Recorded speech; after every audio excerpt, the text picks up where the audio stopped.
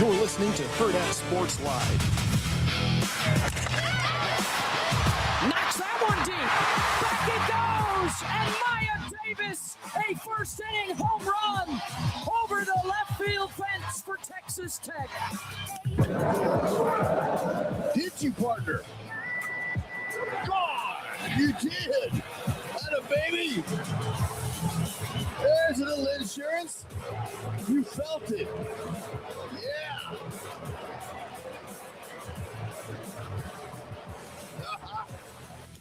And a fly ball to left field. Oh, Henry! Henry Davis! Grand salami time!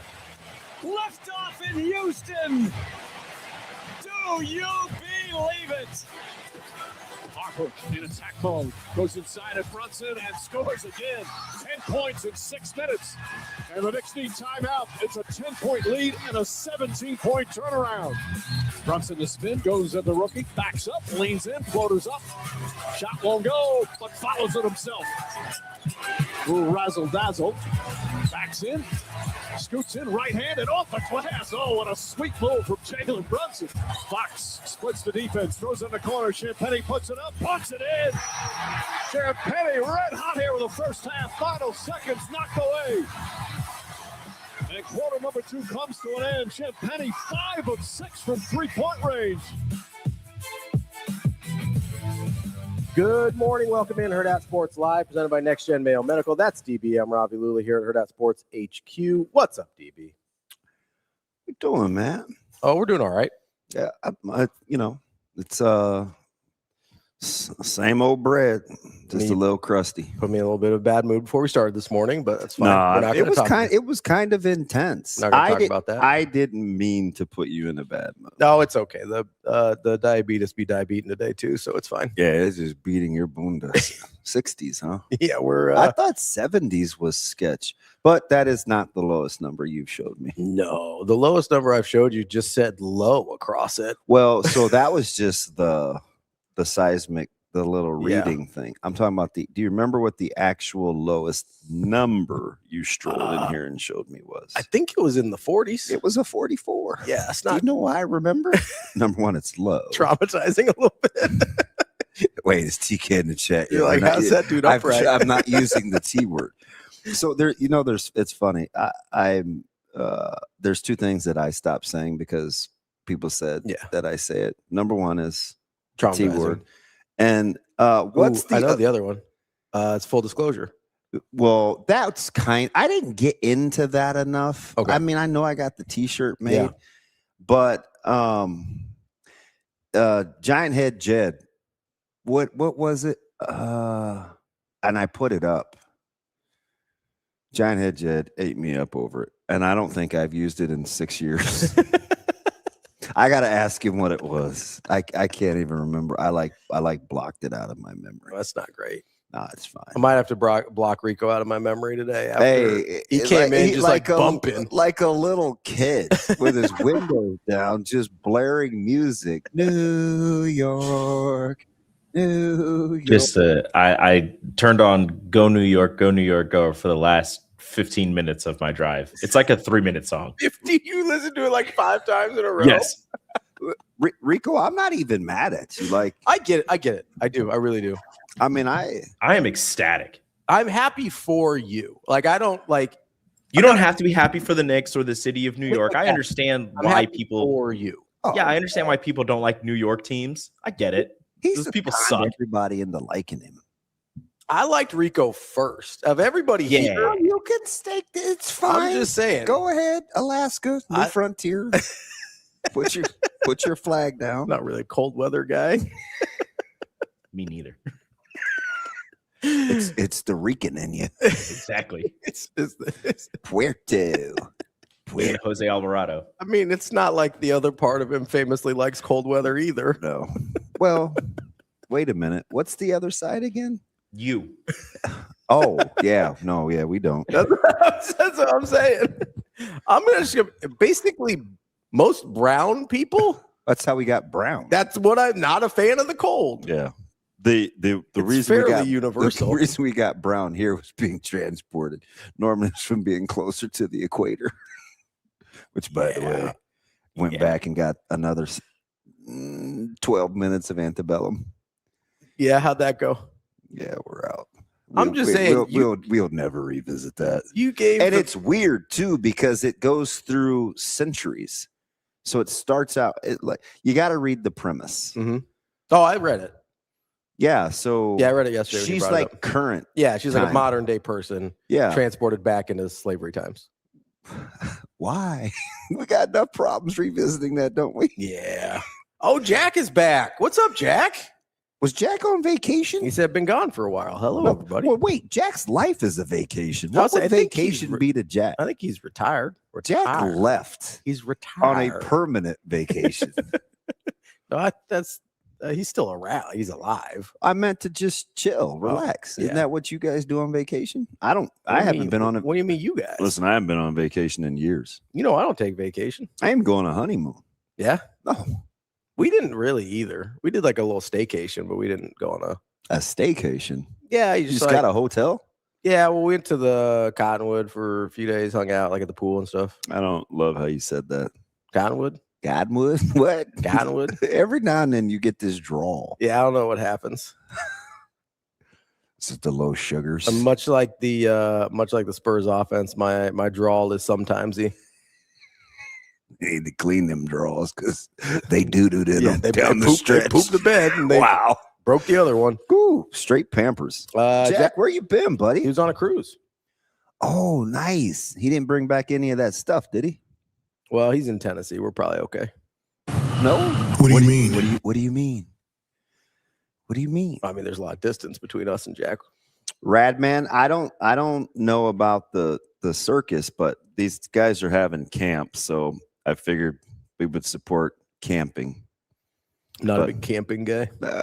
Apparently, Radman isn't either. I'm at the other kind of camping. No.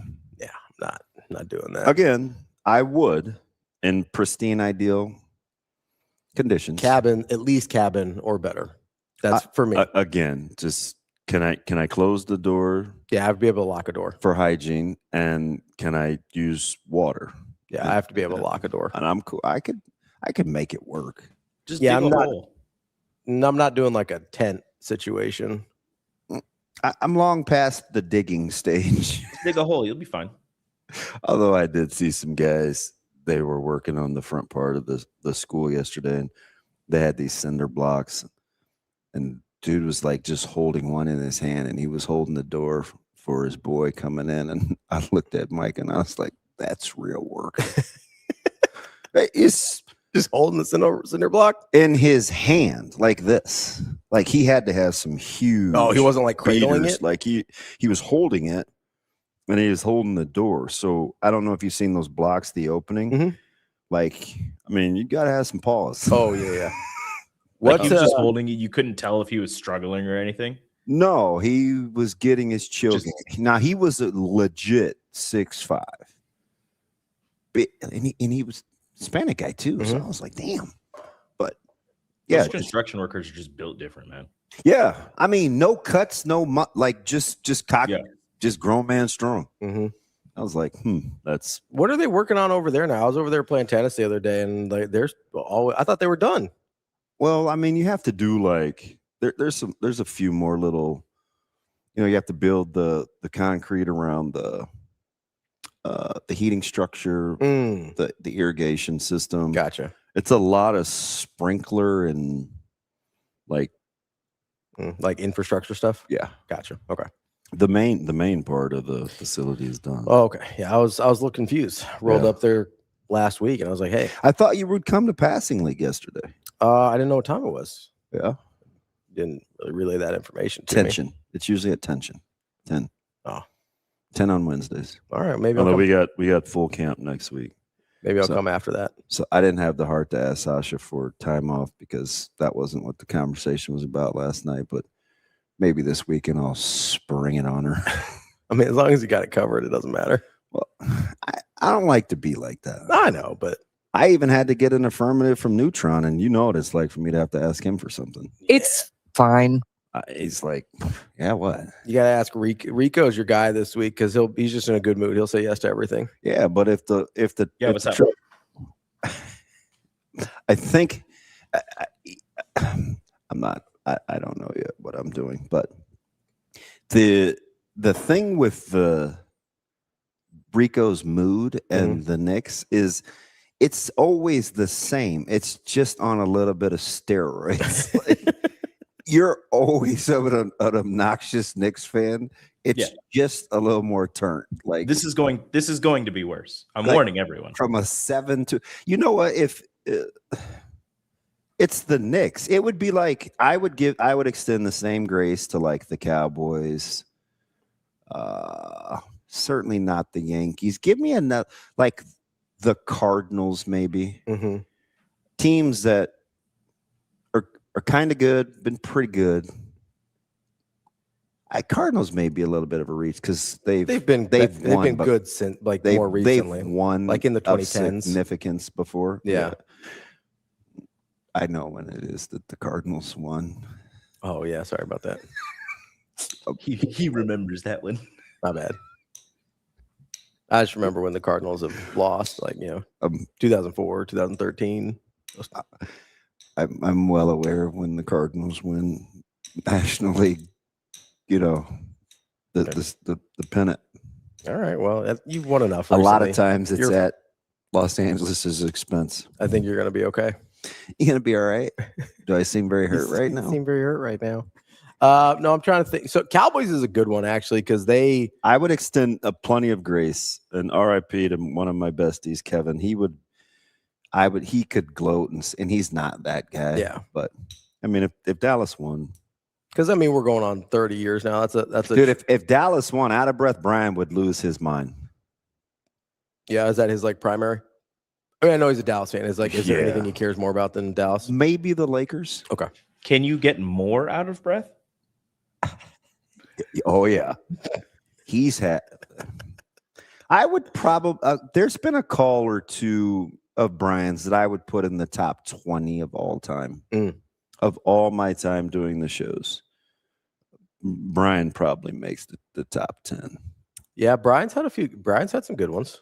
I don't know, DJ. Would I extend grace to the Twins? That's a different thing, I think. Ravi? That would be more like the Bills. Yes. And maybe not even that good. In terms, I think, well, I mean, 90s Twins was pretty good. They were, but the Bills have been better recently. Yeah, but they can't get over the hump either. That's a weird comparison because the Bills have never won, so that's a thing. Yeah. But they've been better lately versus the Twins have won a couple but have been worse. Like that's a weird one. But Twins are a whole different thing to me because I look at maybe them, I'm thinking market size too.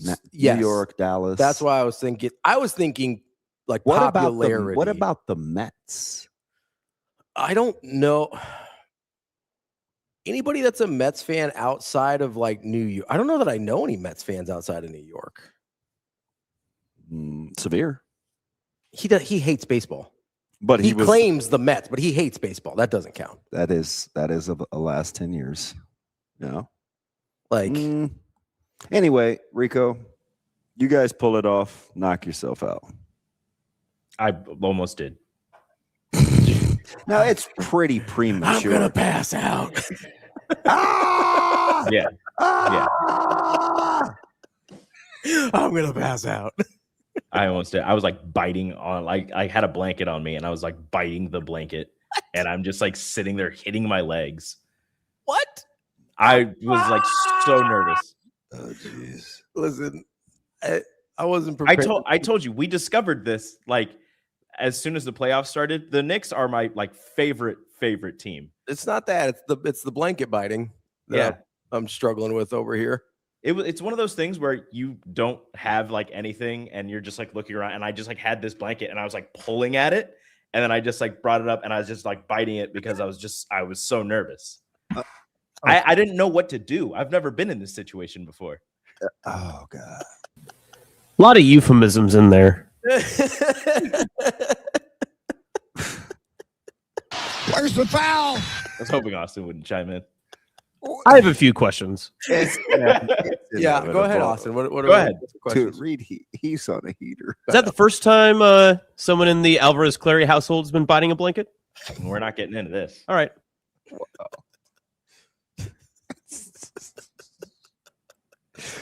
His poor wife.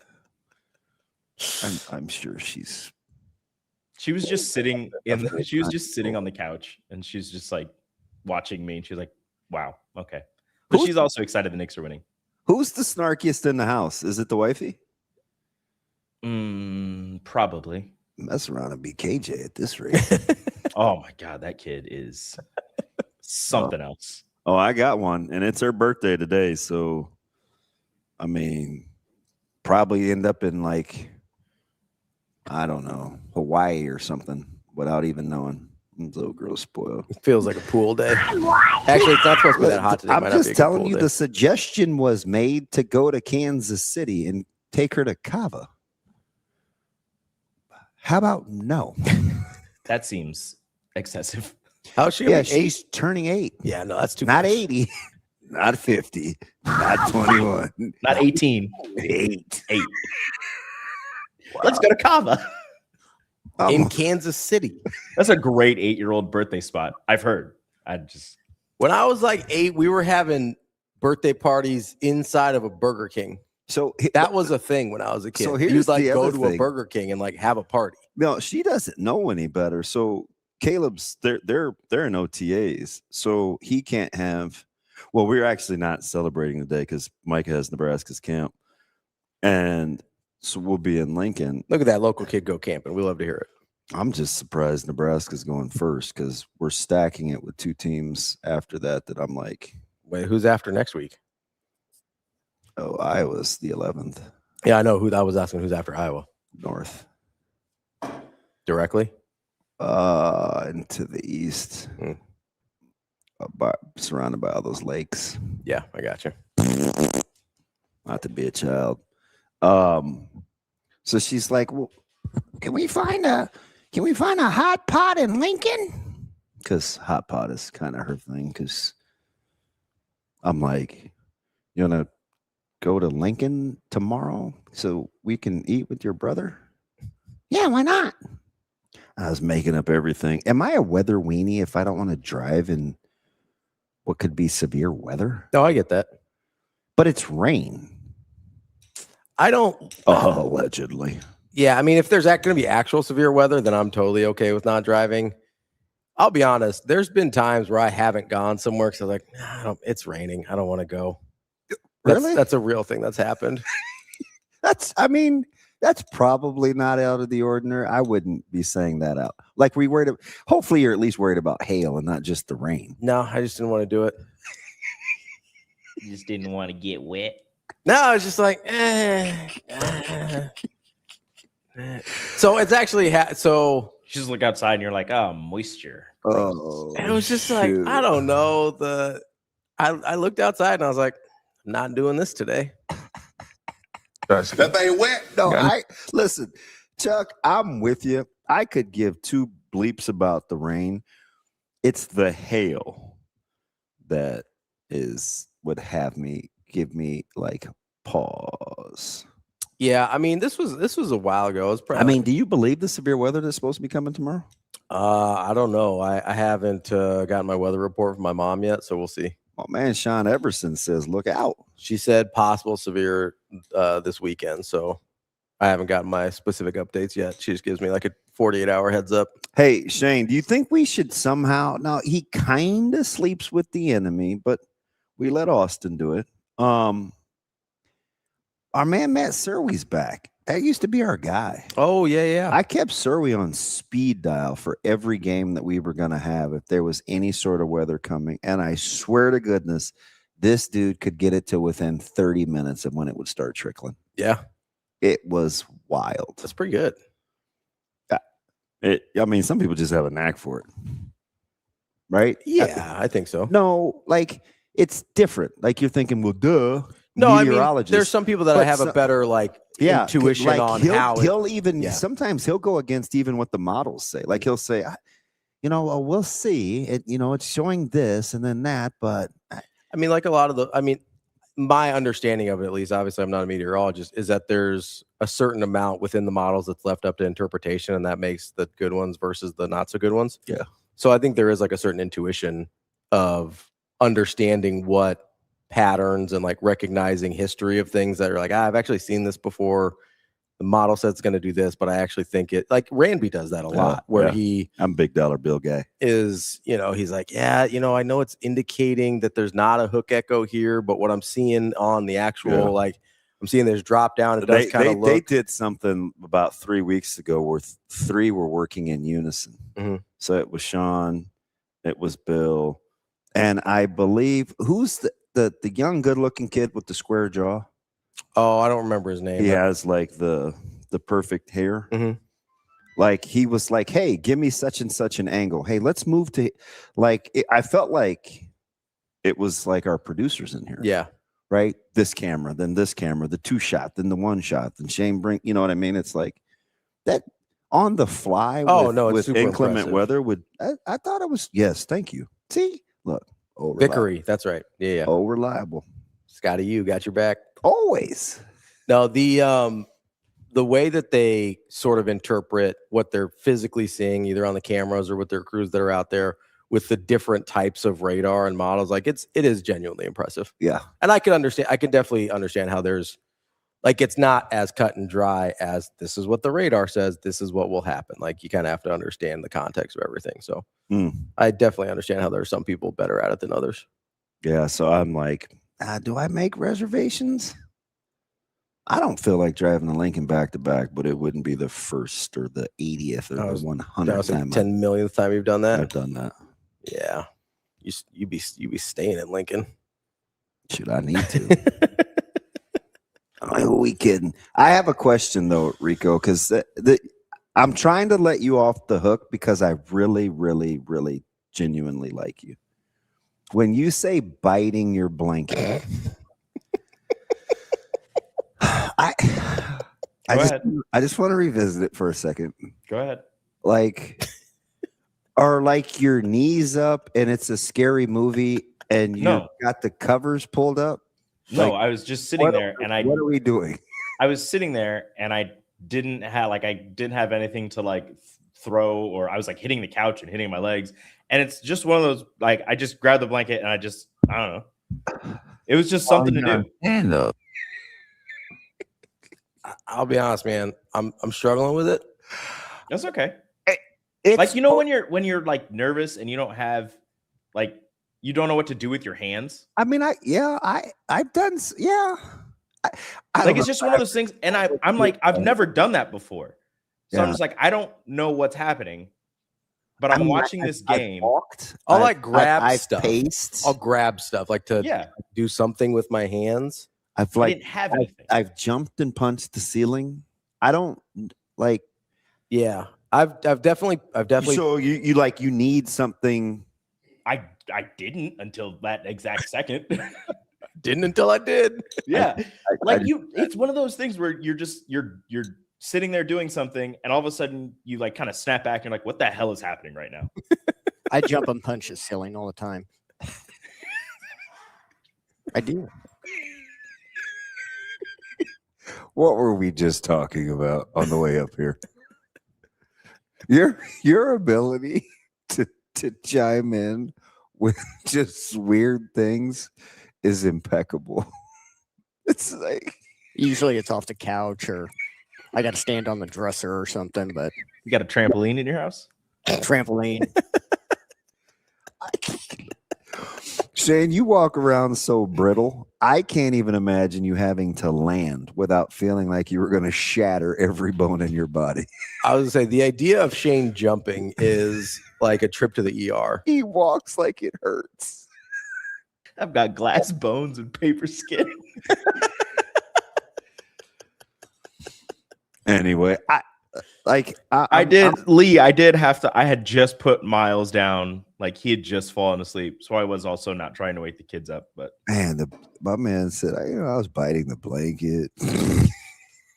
I'll get up. I'll kind of pace. There'll be times where I'm like, I can't sit down. Right. I couldn't move. I was sitting in the spot and the comeback started. So You know me, superstitious. My probable go-to is movement. Like I'm gonna walk. Or pace or stand. Grab something. I got some like fidgety things on my desk or whatever. I'll like grab, or like I'll grab a football or something, just kind of like spin it in my hands. I'm pretty sure Juan may be on dust this morning. Yeah. I don't. He sent me a message the other day about having a baby toothbrush, and I laughed, and I was like, nah, not going to do it. Not going to do it. Not going to do it. Between Juan and Heath this morning, I don't. Well, I get Heath, though, because he's a diehard Spurs fan. Yeah, he's they did play like their offense sucked. Everybody's catching on to Juan. Juan is foolish. I'm sorry your Frenchmen throw up the white flag, as the French do quite often. Oh, Lord. Is he really going to get Heath started? Yeah.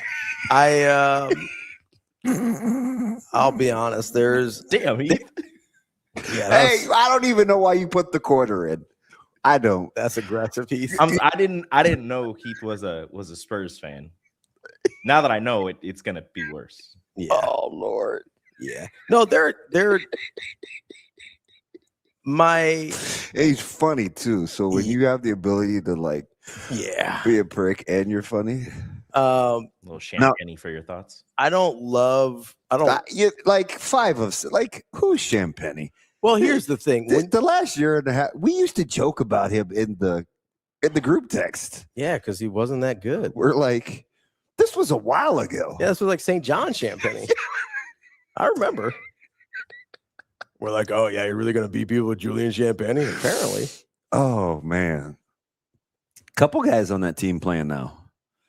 That are in the league. Yes. And it's like, I didn't see that coming. There's a couple of guys from like that era of the Big East. Like Max Strus is just out here, and I'm like, wait, the guy from DePaul? DePaul? Like what? Bro, Champagne and Dylan Harper going off in the first quarter was really starting to piss me off. No, Dylan Harper's a menace. No, Dylan Harper's actually genuinely good. I don't know that he's ready to sustain this over. No, but it was just every shot that went up was going down. Really good. Yeah, he is an absolute terror. Castle's tough to watch. I can't get into it. Fox, I don't think is. This might be a hot take.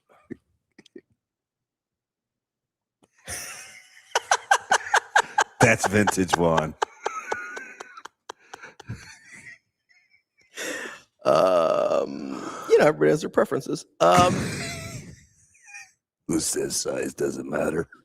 Anyway, I'm sorry. Carry on. I think Rico? It's entirely possible.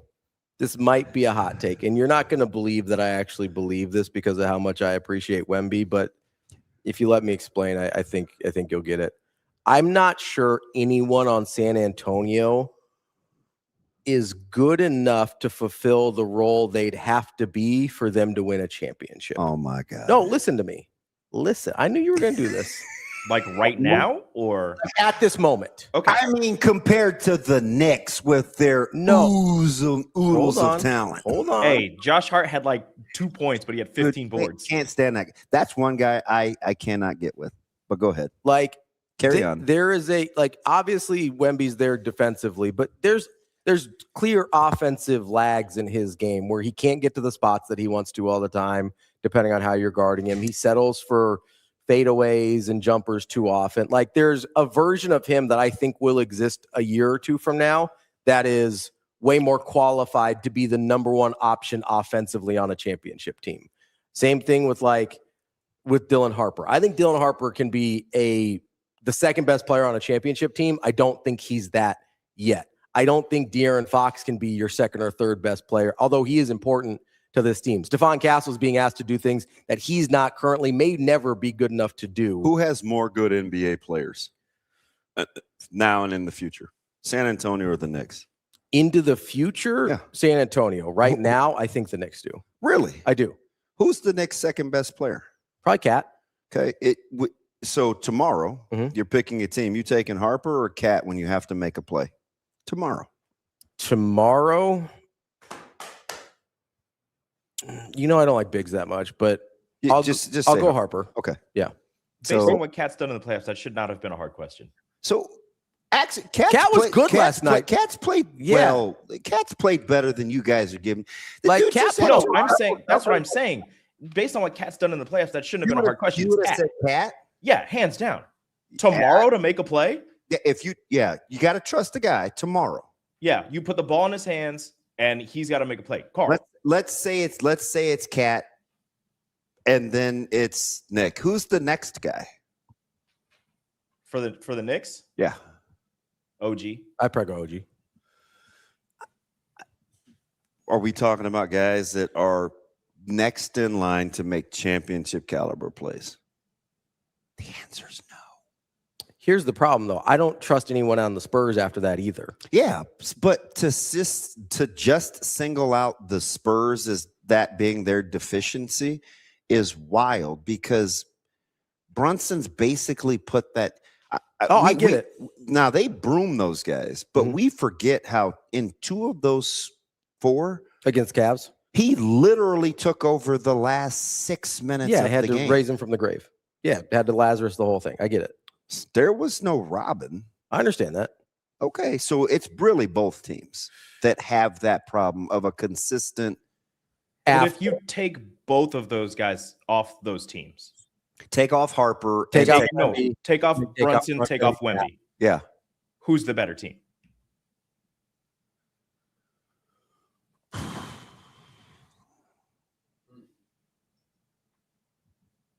I think it's the Spurs. Really? It's close. Here's my issue. I wish I could count on OG more. Okay. If I knew what I was getting. Listen, there are times your offense looks like trash too. Yeah, no, I get that. Especially if you take off both, and Mike has learned this lesson. If you take Jalen and Cat off the court, that's a no-no. Now, can I envision what you guys did when Willis Reed went to the locker room with the knee tweak, and you guys had to play offensively without him for a while, and you actually looked like kind of a functional team? Now, Wemby wasn't on the floor, so that helped. I don't think I could count on that 2 days in a row. I mean, Cat's running the offense when Brunson isn't on the floor, and it still looks pretty good. Dude, you've got Jose Alvarado or Miles McBride as your point guard. You're not asking them to make plays. You're giving it to Cat at the top of the key, and you're having him make those passes. Jose Alvarado versus like De'Aaron Fox or Alvarado, Josh Hart with Castle. Alvarado's not the Hart, and Castle's probably the comp, either Hart or Bridges and Castle. But like Alvarado's comp would be who's Fox's counterpart for New York? OG? If I'm talking about third best player, probably. I think advantage Fox. I think is that a hot take? Offensively, no. I would say Fox, but defensively and just shot making, I would take OG. Spurs are pretty good defensively, man. That backcourt is a defensively. terror. I don't have a problem. I'm mostly talking about offensively. That's why I was surprised that was his default. I don't defensively. I don't have a problem with the Spurs at all. Like we saw what they did to Shea. We saw what they've done all year. Like defensively, I don't have a problem with the Spurs. Their offense is not consistent enough. Now I would agree, Sid. I would agree with which version of Fox we're getting. Yeah. There's a little again, but he's sort of a microcosm of the Spurs offense. It's just a little too sometimey. So but here's the thing. Listen, out of context, if I just read, and I rock with Sid, I think I'm assuming it's on whatever. I rock with Sid a lot. So outside of if he just said Bridges, OG, and Cat over the Spurs 3 after Wemby, that's easy. So here's the thing about saying that. We've always wanted more from Bridges. We've always wanted more from OG. We've always wanted more from Cat. We've always wanted more from Cat. These guys have been in trade discussions. So singularly just saying that, yeah, when they're at their Optimus Prime, sure. The problem is it's like a dice game. Yeah. I don't know how easy it is. When you just look at it out of context, sure, the names are The names are better. It's better than Fox, Castle, and Harper. Sure. But it's certainly not easy.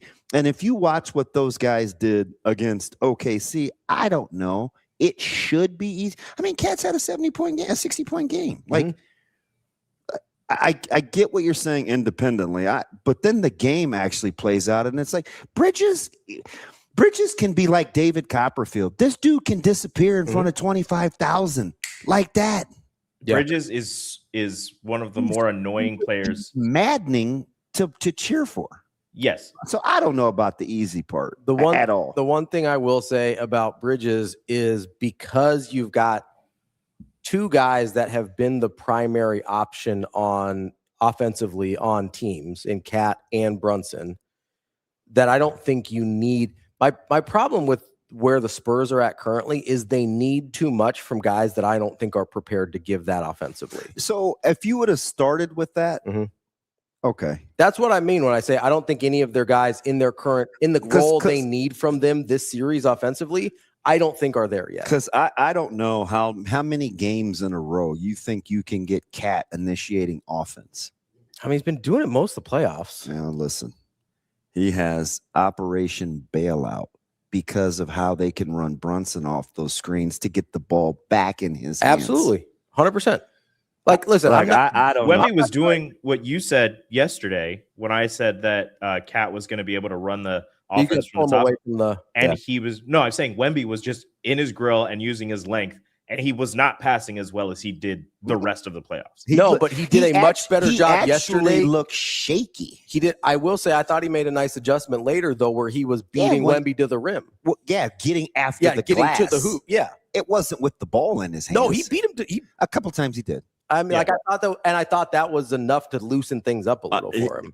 When they switched Wemby onto somebody else, and Cat was being guarded by who's number 30 for Champagny. Yeah, by Champagny. That's what Cat was just getting to the. Or when Cornette was in the game, he was abusing Cornette going to the hoop. So I asked Ant, who, by the way, I was just playing that in the car. I put the phone on D&D because number one, I'm dialing into getting ready for 7-on-7. Yeah, but that dude is funny. Yeah, funny dude. The sidebar conversations and then getting back to the actual interview. Yeah. I was like, unbelievable. Yeah. Great stuff. He said, NAIA. Oh, man, good for you. Ravi said, I caught a break. A friend of a friend. They took care of me. He was my boy. Played with him.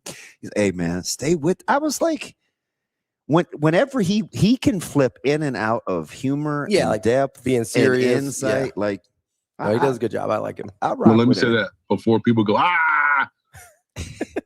What was his line about? Do we know how fortunate we are to be born? Oh yeah, he was like. Now he's had some funny spurts. If your dad had another drink that night, you might not be here. What does he talk about, Bronny or LeBron? Yeah, and he's like, if he would have. What did he say? If he would have rubbed one out, he was not even here. Yeah. Anyway, I don't know. I mean, so you think the Spurs were almost a 2-1 favorite because of Wemby? I think they were a 2-1 favorite because they beat OKC. And I think that was basically what the odds makers were looking at, because the consensus coming into this was the winner of the Western Conference Finals was going to be that was the de facto NBA champion, right? Yeah. Sid, you're good. Like, the guys I like because you're good, Sid. I'm not even gonna go in. I'm cool. I respect the opinion. The other thing that I have to admit here is it's supposed to be, Juan. I don't know, man. It does release some endorphins. There was always, I don't think there's enough concentration of chocolate in milk for that. You're talking about like the really high density, like dark chocolate stuff. I hate chocolate, so I'm not parsing. It's like you're talking about like, Juan, we're definitely going to hang out. You need like the 98% like dark chocolate stuff to even get into the neighborhood of what he's talking about with endorphins and whatever. Anyway, there was a part of me, and I guess I didn't really realize this until I didn't finish typing the Carol probably last night when I'm watching this, and I've seen Brunson do this over and over and over again, but like there was always a part of me that didn't really think like, hey, this guy is like actually one of those dudes, you know? And, you know, D Marinas in our group chat sent the clip of Becky Hammond kind of saying the same thing of like, hey, they don't have a dude. They don't have a 1A. And I've sort of mostly always felt that way about Brunson, but I've just seen him do this too many times and in the playoffs where I'm like, yeah, that can't really be true. Like, yeah, I'm with you. So it was hard to believe. So to that point, that's why I didn't love the Spurs breakdown of why they're not ready, because certain players, the Knicks are kind of in the same boat, but Brunson is just that good where he could polish a turd. Yeah, he tilts the weight of the entire series. Because when he wants to be that ball dominant, he can finish. Yeah. He can make tough shots. I'll say he'll pull up on you, which is really... he's going to find somebody open. So when I'm comparing him to Wemby, if you pull them all, Brunson is significantly, sounds crazy. I get it because of Wemby's this and Wemby's that. And no, offensively, it's not close. It's Brunson's playmaking. Yeah, 100%. It's not close offensively. Like, I told you this. Everybody's always got a chance to be open if you play with Brunson. Including Brunson. Right? And maybe you feel that way about Wemby, but did you watch the first 5 minutes? I'm crushing him on the group text because he can't make the right basketball play. Now, he may get that over time. Yes. But, dude, the forced fadeaway, the tough pull-up, like, these guys are on the wings, right, with the shooting pocket ready. Just give them the peel. Yeah, give them to him.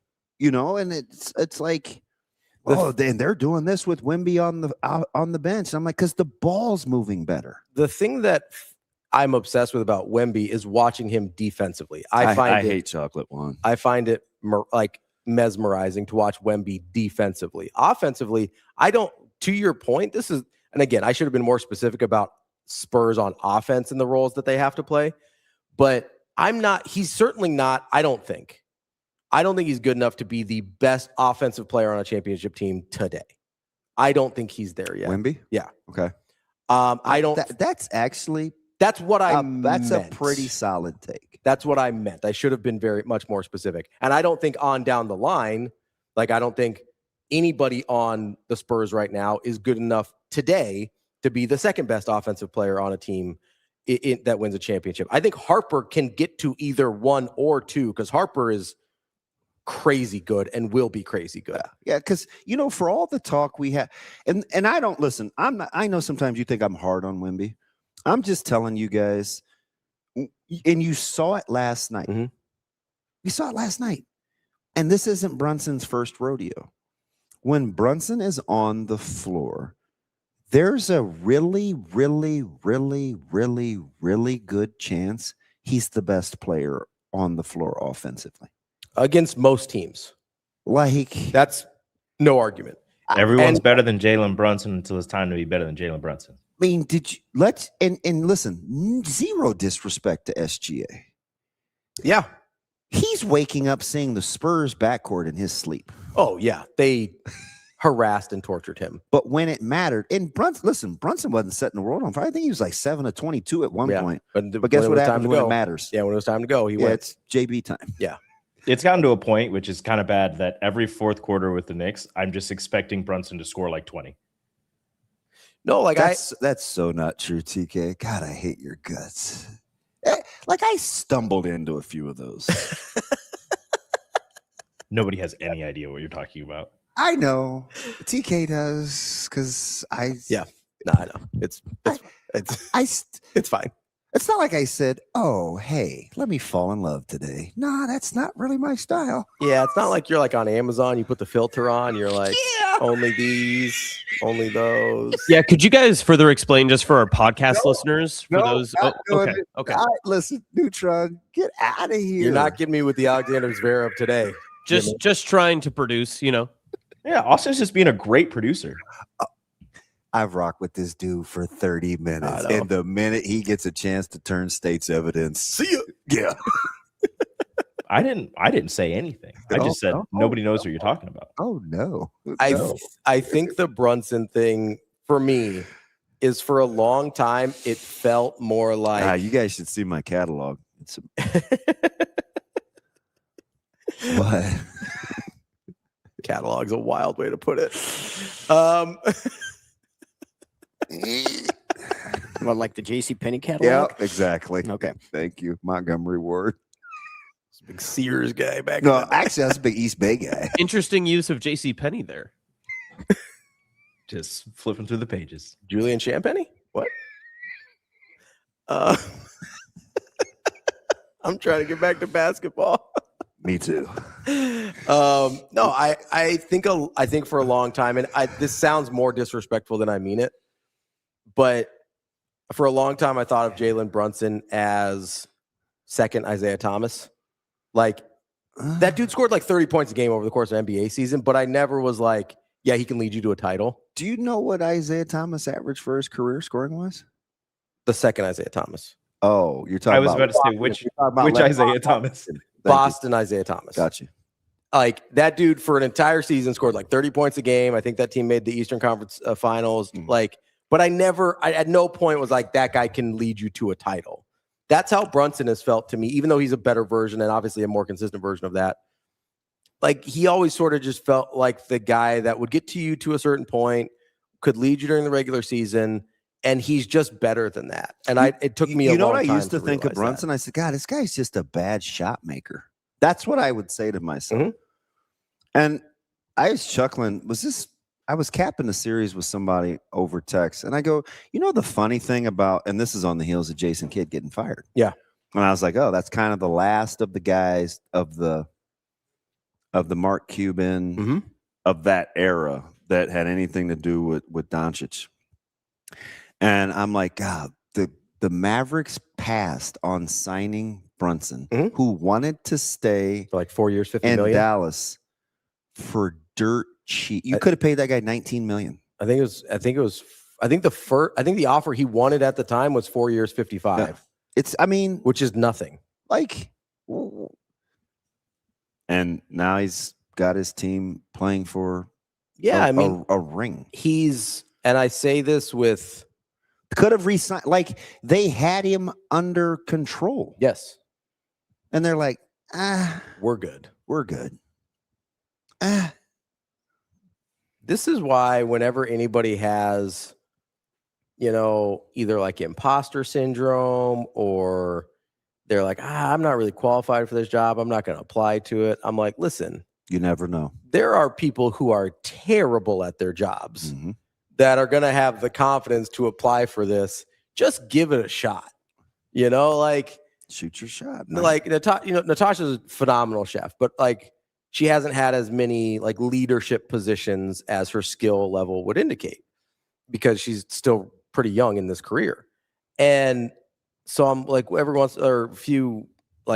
couple years back, she was looking for something new to get out of the hotel, and she's looking at jobs and she's like, oh, I don't have the experience they want, or I don't have this, or I don't have that. And I was like, just go for it. I was like, first of all, you're in the culinary industry, so if you're sober and can pass a drug test and a criminal background check, you've got a pretty good shot.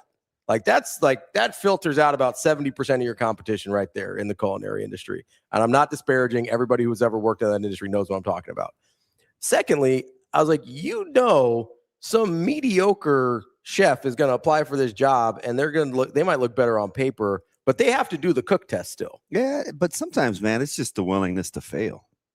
Exactly. Like that's a huge part of it. Yeah, like, that's the difference. Do you have the balls to just put them on a platter and be like, look, man, I'm ride or die. Like I'm all in. Yeah.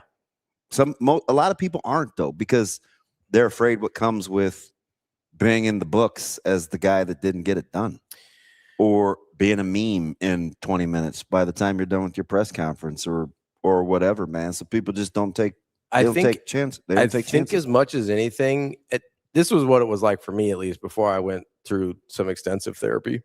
And then that's where you find me just telling DB the first time I met him, hey, let's do a show together. I just think that's what I want. Listen, I was about to take another job. Dead serious. This dude says, hey, man, Like, can you at least give this a try? Like, that's all I'm asking.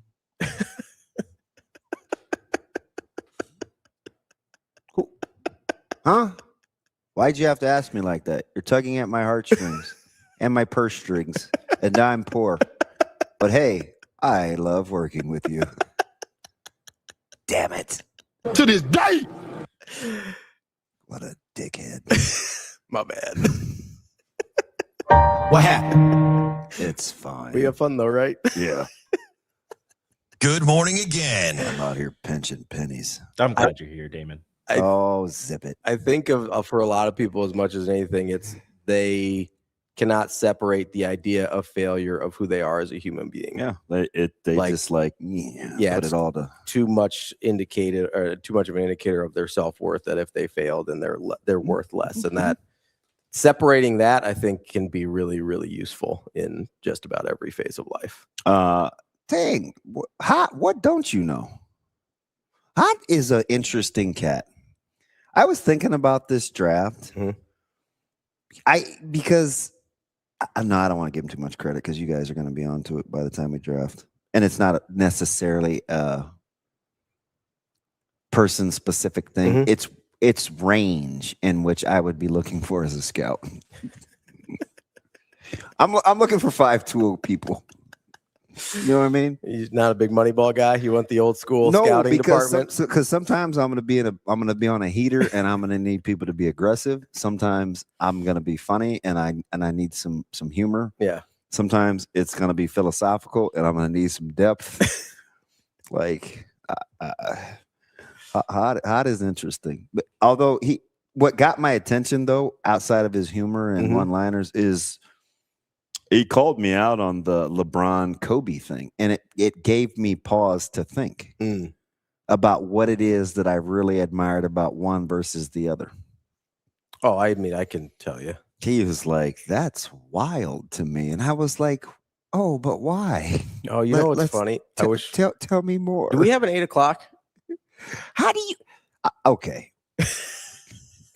I think TK's just screaming, set the line up. I've been dying to ask you this. Yeah. Because you send the rundown every night. I sure do. Every night. Yep. Tinker with it. We're going to move it. How do you forget who's on the show? It's classic. I do it all. You don't have an 8 o'clock, by the way. Bro, listen, Rick, I'm laughing in my head. I'm also very confused. Like, you're the one that said it. Nobody else is on the rundown, just me, right? No, Rico, Austin, and Sasha. Okay, so you read through those, right? Yes. Wouldn't you get the sense he knows who's on the show? I would think / hope so. Do you know how much of that rundown is just copy and paste? You guys don't hit any of the topics. That's not true. Austin's Well, yes, it is. But you know what he does? I move him around. Yep. That's what I was gonna say. Yeah, he'll move a topic that you're definitely not going to talk to from 8 o'clock to 9:45, just so he makes sure you don't talk about it. Hey, do you think we'll ever get to Matt Rule talking about getting the best 11 players on the field? Absolutely not. I promised myself we would get to We've that. got till September. It's fine. How have we not gotten to that? I'm mad because I make That's those by lower far and thirds. away the thing that's been on the rundown the longest that we haven't gotten to. I'll usually make those, like, if it's something new, I'll make the lower third, and then it just sits there. We've got Bleacher Report and their best 15 pure scorers. That's been on there a minute too. That and the rule one are the longest ones. The best 11 thing is that's been on there since spring ball, like early spring ball. I admire your stick to itiveness. Oh, I'm not bothered by because it. you weave it in once a week. Somehow I could say, "Hey man, I hate the edge up on my grass." Yeah, it kind of edges. It kind of reminds me of like how we get the right edge out there. You know, Rule said something. It's like, I see you trying. I do. Listen, as long as we get to it before September, it's fine. I don't know why it's not like it's intentional that I don't want to talk about it. No. I think it's a fascinating discussion. The reason I ask is because you were asking about the difference between Kobe and LeBron. And there is... Well, he asked me a philosophical question, and Hot doesn't strike me as overly philosophical. Right? And I had to eat it. I was like, no, I see that's a good point. Like, I see what you're saying. So I'm gonna weave this in to Do we have the tennis clip I sent you yesterday? The Sabalenka clip? Oh God. Give me a second. I'll grab it. Okay. Because I have a question about the clip that, because Arena Sabalenka, she's the #1 player in the world on the women's side, just full on collapsed yesterday. Oh yeah. Just full on meltdown. And it seemed like and this is on the heels of me reiterating for the 227th time. You just can't get during there. the show. I said I just can't rock with her, which is totally understandable. What I find interesting though, and it's not about tennis, it's about like athlete mentality. And I can set this up, and maybe we'll take a break while Rico. Can I just tell you why though? Because I don't think I've ever explained why. Okay. She gets a pass for being very emotionally fragile because she wins. This is exactly what I want to talk about. Like exactly what I want to talk about. It drives me. Like if this was Coco Gauff or which it has been at times, Naomi Osaka, which it has been at times. Like it's like, but because when it's rainbows and butterflies and she's barely dressed and she's doing warm-ups, we're like, oh, we love her. Her tennis, I mean. And it's like, that's not it. You're captivated by her prowess. The game is incredible, but is anybody listening? Her ability is incredible. Or watching how she acts? Yes. She gets a pass. So this is what I find fascinating, because it happened yesterday with Sabalenka, and she said something that I find really interesting in the post match presser.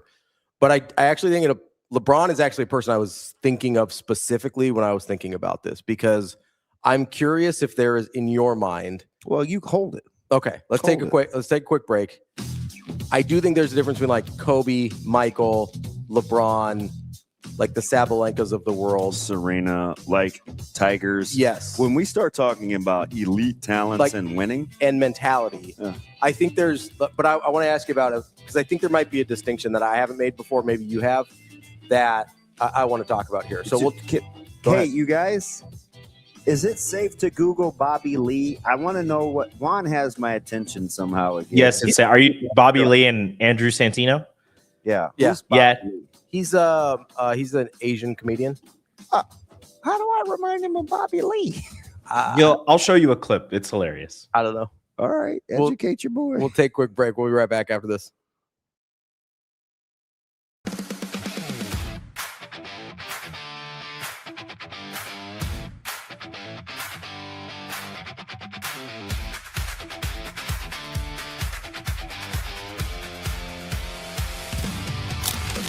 Yeah, I just think that this year the guys behind closed doors were able to see what a true player-led team looks like, and so the guys that are going to be back understand that that's really where it starts.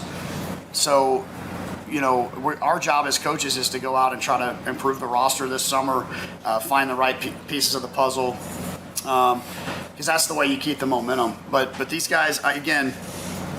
Sometimes you just have to do it to prove that it can happen, you know, and we did that 25 years ago when nobody thought we'd ever have a chance to play in the College World Series at the University of Nebraska. We did it, you know, and it's been 18 years since we hosted a regional. We've got the most wins since we've had since 2005, you know. These guys have laid the groundwork, but it doesn't just stop there, right? And these guys have proven time and time again that the best teams are player-led, and that's what they have. That's what we have to take to next year, is the understanding of the guys in the clubhouse of what it takes to set the standard every single day. And they've had amazing ambassadors for that.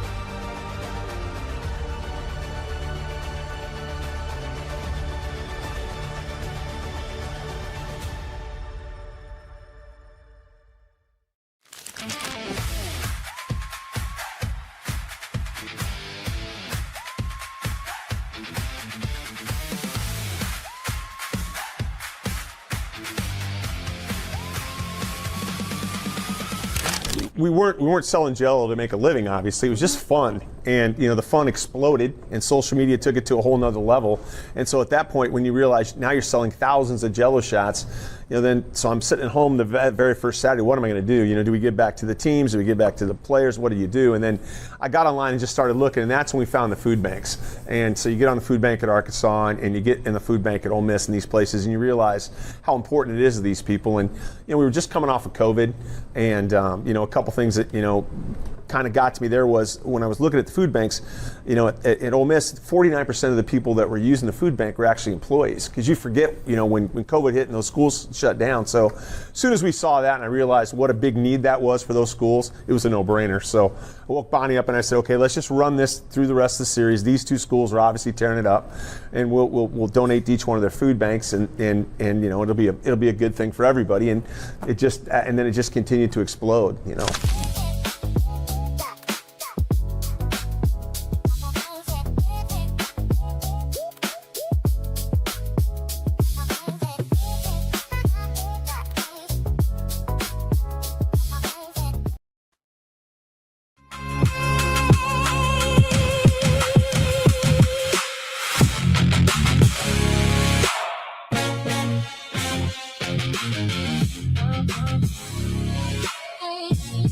You're listening to Hurrdat Sports Live.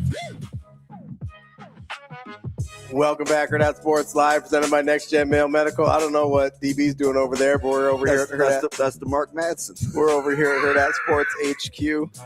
I don't think that's a stretch. LeBron is the 5th best Laker, maybe. If you're talking about his time as a Laker, yes, absolutely. It's not a stretch at all. That's a very accurate comment. The people that get mad about that are Mark Madsen.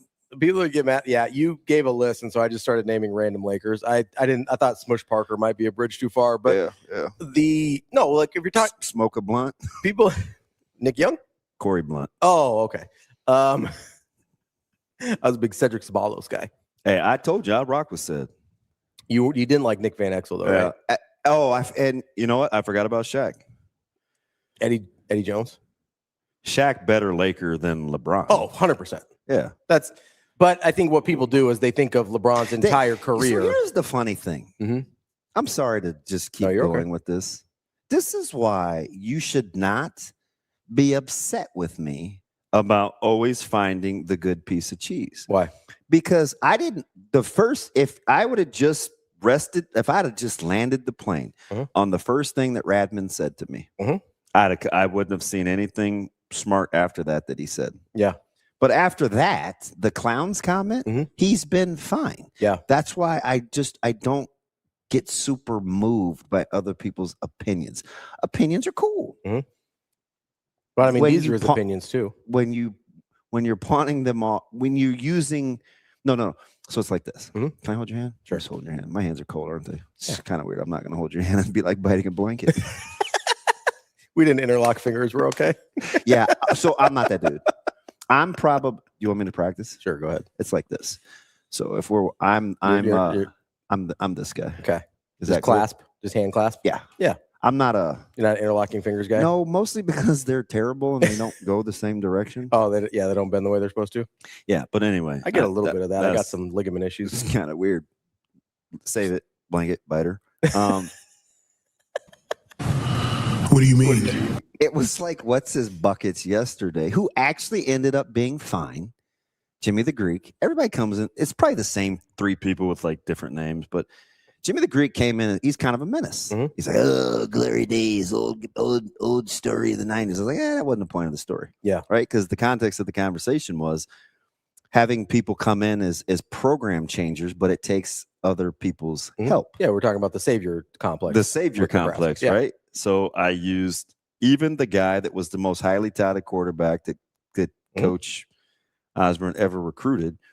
It wasn't rainbows and butterflies, right? Which was the comparison to Trey Taylor and trying to recruit. Not that he's Tom. You have to be very specific. Not that he's T phrase, but when you recruit like-minded people, you give yourself a shot. You give yourself a chance. And you're frankly, let's be honest here, Nebraska is trying to put together what would be the modern equivalent of that 92 class. Like they're trying to, like that's what they're trying to do with the 2027 class. Yeah, and like a class that elevates and changes the trajectory of your program. You want to know one of the main reasons why I would rock with Trey Taylor?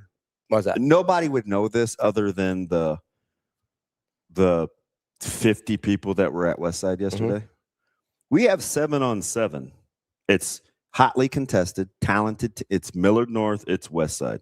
That's a spectacle on its own. The Hurrdat crew was there, right? Getting film. A lot of high-end talent. Who's sitting in the stands? Who? Trey Taylor and Tay Ellis. Chilling. Yeah. At our 7-on-7. I said, Trey, man, come here, man. What's up? You know, he didn't want to come down. He's like, oh, God, what is this old man want? And had the stones and the wherewithal to just, no big deal, man. I'm just checking things out and comfortable doing that. You got a chance. Yeah. That's not lacking self-awareness. I'm just doing me. If you guys have a problem with that, that's on you. Yeah. Because just that's a comfortable in your own skin thing. That's what I was just getting ready to say. You can tell he's very comfortable operating when most people wouldn't be. And that gives you a shot. Like, that told me a ton. I'm like, hey, man, you have got to be able to do things like that. Absolutely. Right? You have to be able to read things on social media that ain't too cool. Yeah. And just keeping on. Like, you can tell he's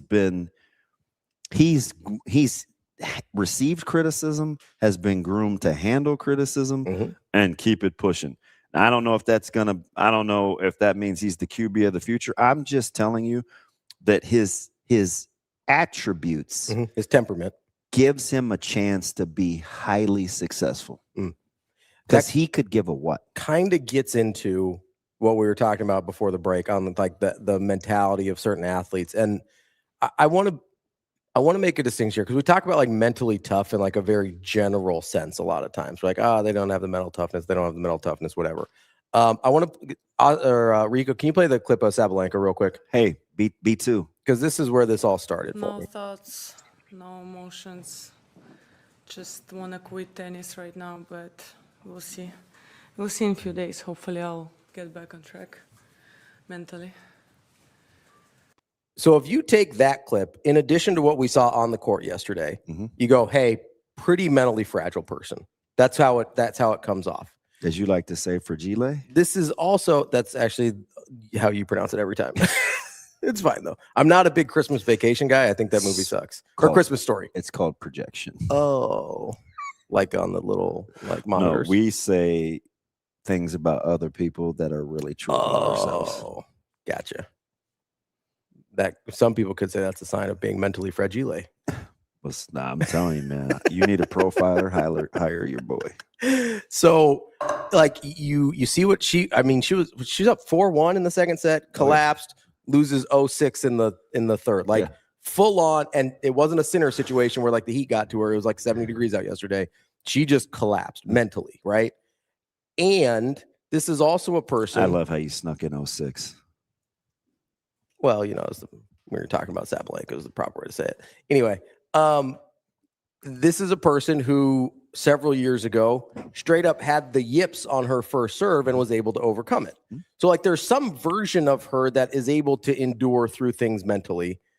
And there's a version of her that we saw yesterday that can collapse mentally as well. I think, like, is there in your mind a difference between like macro mental toughness and micro mental toughness? Like mental toughness over the long haul versus mental toughness in a moment? Because I would look at a person. I'm just going to tell you. Yeah. The answer is yes. Okay. And I think you have to start with the micro to even get to the macro. Correct. Which is weird to go inside out. Because you need the micro because it's in the moment. It's right now.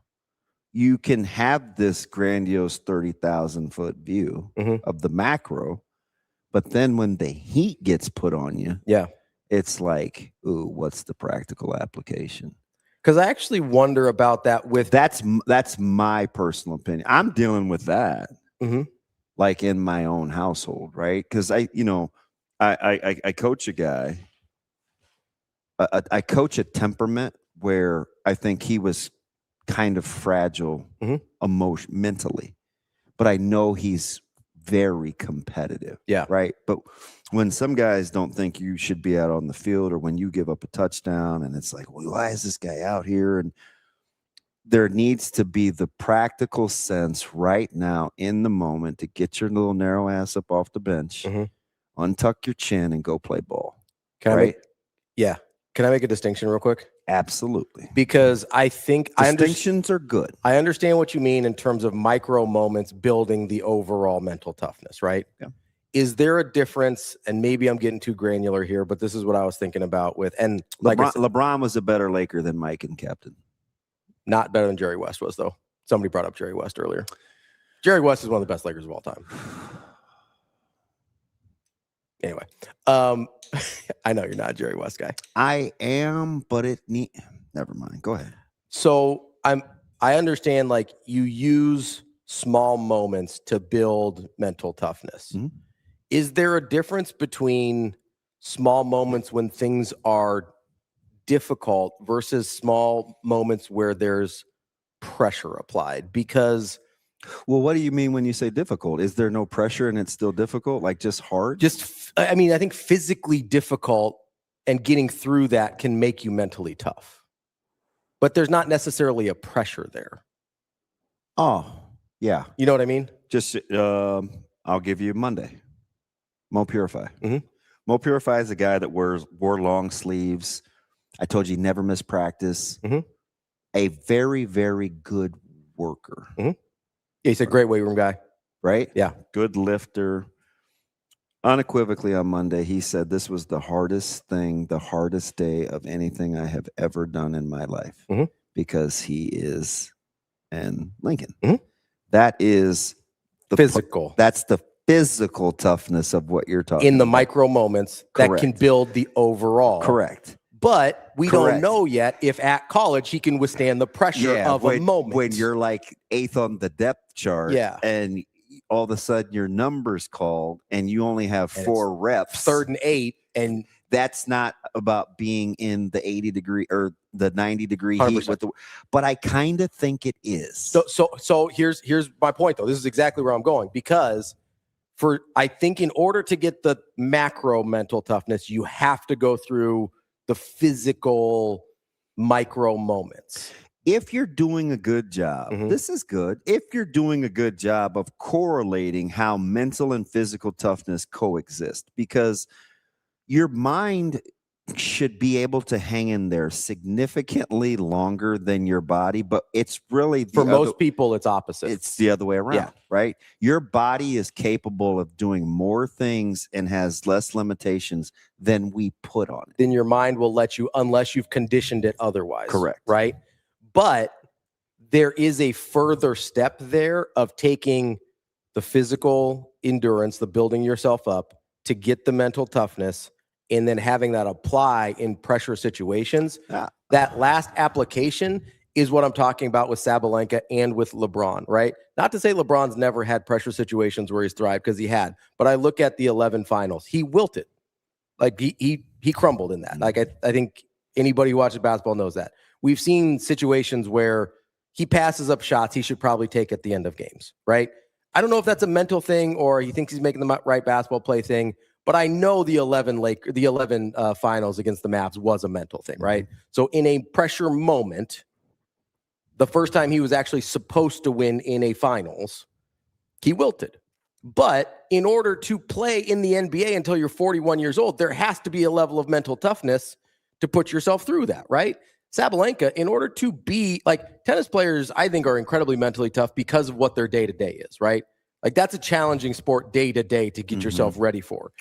Very similarities of baseball, too, with a lot of downtime to manage your own emotions. And a lot of work on your own. And the other thing is it's like a bad swing and a miss at a pitch, knowing you got to get right back in the batter's box after, an unforced error on a forehand, a waist high forehand, which that thing, or you take is in one the stands. It's like, yeah, or you take a serve at 140 and the first service game of the match, and you go, oh, I got to do this all day. Yeah. Right. Like there is hey, you got to get back up and do it again. Like that went really badly. Get back up, do it again. But I also know, so I don't question Sabalenka's macro mental toughness to get herself to do that day after day after day after day. But in a micro sense, we saw it last year at the French Open against Coco Gauff in the final. We saw it this year in the French Open against I lost her name, that beat her, Schrader, that beat her yesterday in the quarters. Like, we have seen her collapse in pressure moments. And so I think when we talk about, and I'm going to relate this back to Nebraska football because I talked about tennis for too long, I don't want to lose people. I think when we talk about the mental toughness of Nebraska, that's a shame you have to curb that. People's intellect is better. I know, I was mostly kidding, but I do think I couch it too. I do think there's a good example here with Nebraska football, because we talk about mental toughness of the team when we see them lose in pressure situations. And we assume, and sometimes this has been true, we assume they haven't been conditioned with the physical part of this to get them to where they need to be from a mental toughness standpoint. I see you. And I don't think that's true I see you. now. I think it has been true in the past. But just because they have the macro mental toughness, you still need a unique mindset, whether it's a Trey Taylor, whether it's a Tay Ellis, whether it's a Caleb Benning, whether it's I say Caleb because I have a better sense of his mindset than a lot of these other people. Whether it's Ja'Cory Barney, whatever it is, right? Yeah. You still, I think there's a part of it that's like personally ingrained in people, because I don't know if Kobe's competitiveness in moments was learned or bred or trained, but it's not normal. I know that, right? I don't know if Michael Jordan's competitiveness and clutch gene or Jalen Brunson's competitiveness and clutch gene is like a natural inherent thing, or if they learned it or trained it or something along the way. What I do know is it's not normal, even though a lot of other people are at least in the neighborhood on macro mental toughness. They've set themselves apart in the pressure moment mental toughness. And I think that's where Nebraska, that's when we talk about like, hey, when Matt Rule talks about with us and gets lambasted for saying, hey, you gotta recruit toughness too. You do. You have to recruit, because you can train this part, but when I need a guy to make a throw on 3rd and 14, like Baker Mayfield, you can't teach what Baker Mayfield has. There's a lot of stuff I wish Baker Mayfield had, but this part I don't question ever. Right? Like, there's a part of him that can perform in a moment that I don't question ever. There's only a certain type of dude that could come in to Los Angeles on a Tuesday, lead a game-winning drive on a Thursday, having never practiced or read the playbook, basically. Like, that's a different type of dude in terms of mental toughness and in-the-moment competitiveness, that you do have to recruit that type of guy, because I don't think that is something you can necessarily train, at least not by that point. Like, if a guy's 20 and doesn't have that yet, more often than not, it's probably not going to get there. But if a guy's 8 and doesn't have that yet, there's still a shot. By the time you get to him in college, I don't know how much of that part is still up for debate, whether you're wired that way or not. So how much of it do you think, having been through it before, like the situation? I think... Do you know why I asked the question? I do. I want to say almost none. Really? Because I understand that you may not succeed at it the first time, but if you're wired the right way, that failure doesn't change the way you're wired. Like, if you're built for that moment, regardless of the result, I think you were built for it when you got there. Now, it might like kind of spur you on or something, but like, I think the guys that are wired that way are wired that way. Pull up Nebraska's last year's schedule. Okay. The finals. I anecdotally, I just want to put something to the test, but if I don't have enough case studies off the top of my head, all right, Nebraska football 2025 schedule. I've got it. How many one-score games were there? Wins or losses? Wins or losses. I know Cincinnati.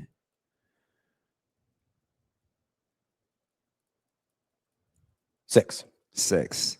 How many of those were wins other than Cincinnati? 3. They were? Mhm. No, the games. Oh, sorry. Maryland, 34-31. Okay. Northwestern, 28-21. And UCLA. Northwestern had to kind of come back, though. Yeah. And UCLA, 28-21. UCLA, they got out in front.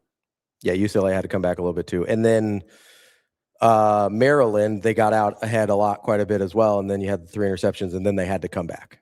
So I do think an example would be Nebraska finally won a close game late in which they had to make a play, Mhm.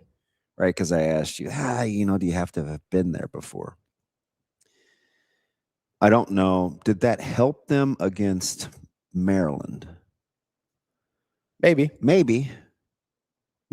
It wasn't really a thing with UCLA and Northwestern, in my opinion. Although late, you did have to get a stop against UCLA, kind of.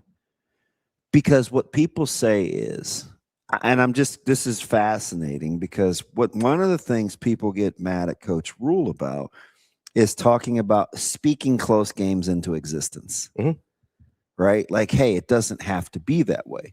And then last year, he elevated the doing hard things and winning close games. Like, hey, it didn't have to be like this.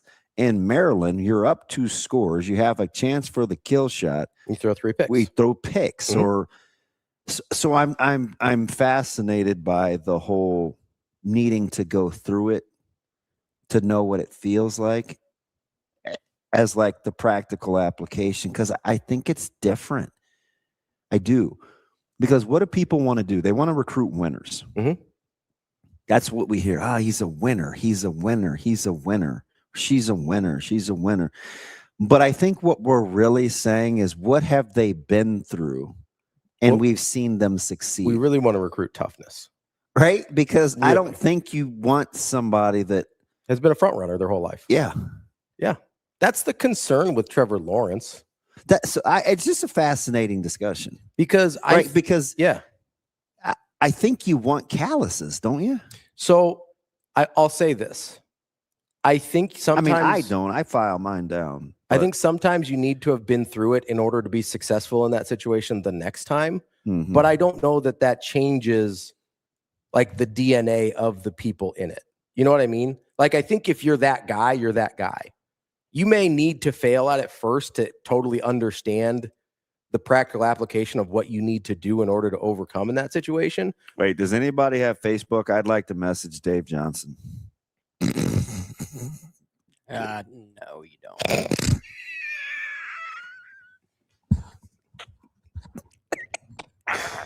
You gonna get another one of those crypto trucks? Or? Oh, I took that out on you, but I wanted to body slam Shane. Like, I just wanted to scoop him up, just be like, hey, Damon. He goes, no, you don't. What? Blanket. God did. Can we just send the voice over the? Never mind. I'm not gonna get. Does that ever happen to anybody? Somebody. What do you mean? Some good has to have happened to somebody with that, hasn't it? No, not a soul. I feel bad for somebody that's actually trying to do that, because it's never gonna work. Wait a second. What's the harm in saying God did? Oh no, man! You gotta watch out. What's the harm in voting for your friend's podcast? Wow. Damn. Well, God did it. Shut up, Shane. He said, no, said Austin laughing. Let me read my man Lance. Somebody's got to bold that for me. Oh, I can. Duh. There's a clutch team, but great programs also develop it. Young guys being around vets who play with calm and clutch allows them to feel that a team that has belief. Belief is powerful. Like, I get that. What I'm talking about, I know you're next leveling it. is guys that their belief is not circumstantial or externally generated. Yep. Those are the guys, because those are the guys you need. Yeah. Like that's what I was talking about with Jalen Brunson. Is it weird that I said one of the things that I like about Trey is he's never played, like his teams haven't always been the most successful. Yeah. Like it's been a little bit grimy. Like and he still works. I mean, I think his sophomore year they won three games. Yeah. And then last year they won 9 at the same place. And he helped them get to that place. It's weird too, because I heard Hammer say this on Emmett and Hammer yesterday talking about Myles Garrett. Mm-hmm. And he's upset that people are so upset about losing Myles Garrett. And he goes, look, man, like Myles Garrett isn't Lawrence Taylor. Mm-hmm. You know, and he was making the comparison. And he goes, like, I'm not saying versus Myles Garrett because he's not, but it's not everything that people are making it out to be. So he used Myles Garrett's greatness to kind of buoy verse, but then wanted to differentiate the greatness. And he said something interesting. He said Lawrence Taylor never played on 3-win teams. And I was like, football's hard for that. So that's what I'm saying. Especially positionally. Well, you gotta understand though. Like if you told me because I said this, I bet D. Marinas and Padilla would remember this. I said this to them when everybody just assumed Markelle Fultz was the number 1 draft pick in that class. I was like, should I care that they only won 7 games? Because I do. At Washington that year. Yeah. In basketball, I'll use that metric all day. That's one of the greatest cases for Tim Duncan's greatness is 50 wins for 19 straight years. That's unreal. Like that's an unbelievable stat. That might be one of my favorite stats in basketball history. That's stupid how much he elevates your floor. But in football, I don't buy that. Like there's a lot of great defensive players that have nothing. Like is Joe Thomas as less of a good football player because he played for the Browns? No, but I do think those are the 2 greatest players in their franchise. Maybe. Absolutely. But that's a franchise problem. That's not a them problem. No disrespect to Jim Brown. I'm sorry. I know you're not a big Jim Brown guy. No, listen, I rock with Jim Brown. This is so stupid. I'm not even going to get into it. Jim Brown gives me Jerry West vibes, but it's okay. Because while Jerry West may have been the greatest Laker, like Jerry West wasn't even ever better than like Pistol Pete, but nobody says that. Oh, so I always worry. So I always worry about this is a dumb distinction, but I make it because I'm a distinction guy, right? Like it's the Jeremiah, it's the Smith thing. Great player, great wide receiver. But how we talk about him, is he that good? Yeah. Is he that much better than Jackson Smith and Jake Brown? Like, is he that good? Chris Olave or you know what I mean? Pick a guy. Yes. So that's where I'm at with that. I don't know. Captain brought up Tyson Terry. I actually think that's a great example. You know his personality better than I do. Give me what did Cap? I think in the context of like pressure guys, because I look at him and I go, okay, that's a dude that was going for everything at state wrestling. Right? His senior year, everything was on the line. And he was dealing with a torn ACL at the same time. That's a dude whose belief is not to mention his personal life. Yes. But that's a dude whose belief is not circumstantial. Yeah. Right? So I'll take that's the type of guy I'm talking about where that's my don't need a babe. We're saying the same thing. Yes, just in different ways. Yeah. But I was making the distinction because I think a lot of times we apply the mental toughness part to this thing over here in terms of being able to be built. And I don't know that thing can be built by the time they get to the University of Nebraska or anywhere else. I think that gets built when you're a kid, if it's built at all. It might just be wired that way. This is a nature versus nurture conversation at that point. But by the time you get to Division I football, you are or you aren't. That's how I feel. Now, yes, I'm not even going to overthink it. You can build this, but you can build that. The attributes can be accentuated, honed, yeah, sharpened. 100% agree. But if it's not there, it's not there. God, This is why I'm obsessed with Caleb Wilson. And when we're talking NBA draft guys, Caleb Wilson is the only guy we're talking about in that range of guys that I'm like zero question about what I think is inside of that dude. He's a great kid too, Chuck. Trey? Yeah, no, Luke. Oh, Luke. I yeah. just Oh, sorry. know Yeah. that I went to school with his mom. Like it's interesting. Because to your point, I think especially when you say football is different at the quarterback spot, most of these guys haven't been unsuccessful enough. If that makes any sense. This is why I like Anthony Colandrea. Like I think these highly touted guys should have gone through some muck. Yeah. I need you to fail at some point so I know what happens, because it's going to happen at some point. Yeah. And if you haven't experienced it yet, this is like a Malcolm Gladwell thing where he has this whole, my man, I know where you're going. He has this whole section of one of his books where he's talking about allowing children to fail in low stakes environments. Mm-hmm. This is why I like sports. That's the only reason I parent. Well, it's a big reason why I parent the way I do. Like, you have to let them try and figure some things out for themselves when they're, and again, it's structured failure, right? Like, you don't want them to be in a situation where they're going to come to any harm, but they need to feel a little bit of fear, a little bit of uncertainty, and be able to figure it out, right? And so if you don't have that when you're young, that's why I say I'm not sure if I do think some people are just wired different, but I think a lot of it is the way you're raised in terms of, were you allowed to fail? Were you allowed to figure it out? Were you allowed to do things on your own and fail and come back and do it again and get it right? See that, Joe Good, that's we don't know. Statistically, sure. But like, I've had this conversation about Sims, right? It's like we get back after it's not like, that's not accurate. It's not accurate. It's not accurate. But unless Joe Good is saying statistically, I don't even think it's that close statistically. Well, but I'm going to look in terms of turnovers, there's the ratio. Severe's done it. Like, he's on this not kick, but he's okay. Yeah, he's talking numbers wise. He's not far off. He's not. Okay, I'm looking it up. But the thing you can't measure, and I just thought it was fascinating, and Coach Rule couldn't say it real time, and I wasn't gonna. I said it to some degree, but remember when Sims was coming back off the ankle and he wanted to go with Harburg, mm-hmm.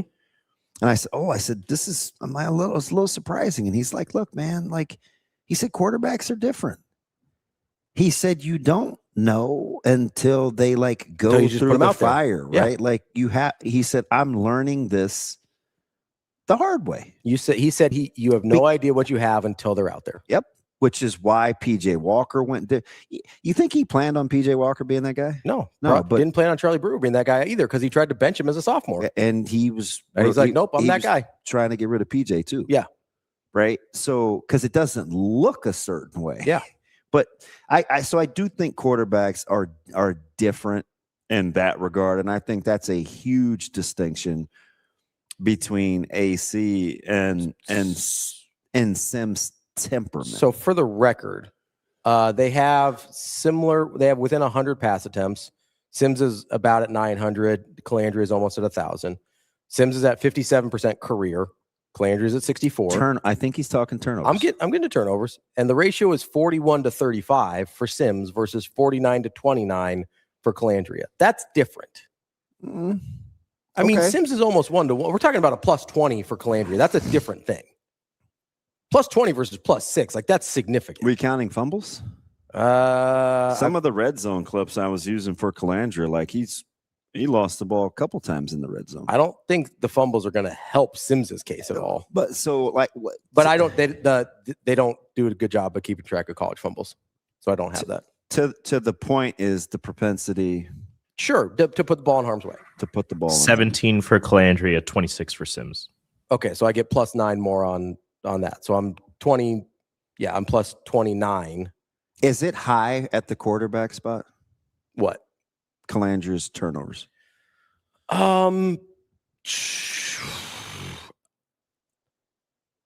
Last year, I don't think it was. I think he had 11 interceptions last year. How many fumbles did he have last year? Was Rico? it 25 and 11 last year? Yeah. I'll take that all day. Yeah, we talk like or 23 and 9. 23 and 9. I take 23 and 9 all day. And I get, I think, 10 more rushing touchdowns. Yeah, I'll take that all day. No questions asked.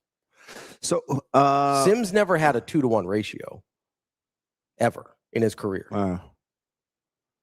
Let me answer this question real quick. Who Wazy? Nebraska's coaches?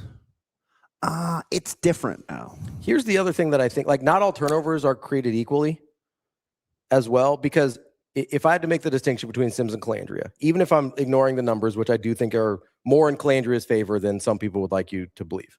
But if you're taking I think Jeff Sims was turning the ball over because of he didn't know the right decision to make. Anthony Colandrea turns the ball over because he's trying to make plays and he understands the risk. How many of these clips do you think do you want to go through?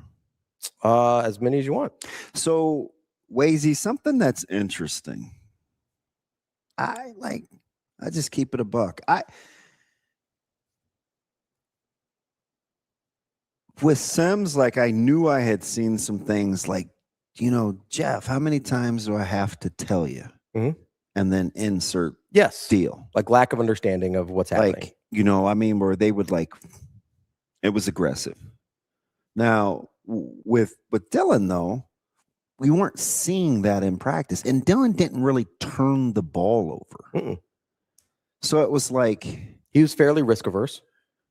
And we were upset with that in year one. Yeah. We're look, man. Sometimes you have to take some shots and give your receiver some chances. Give your receiver a chance to make a play. So it's a fantastic question, Wazy, but I think it's been different.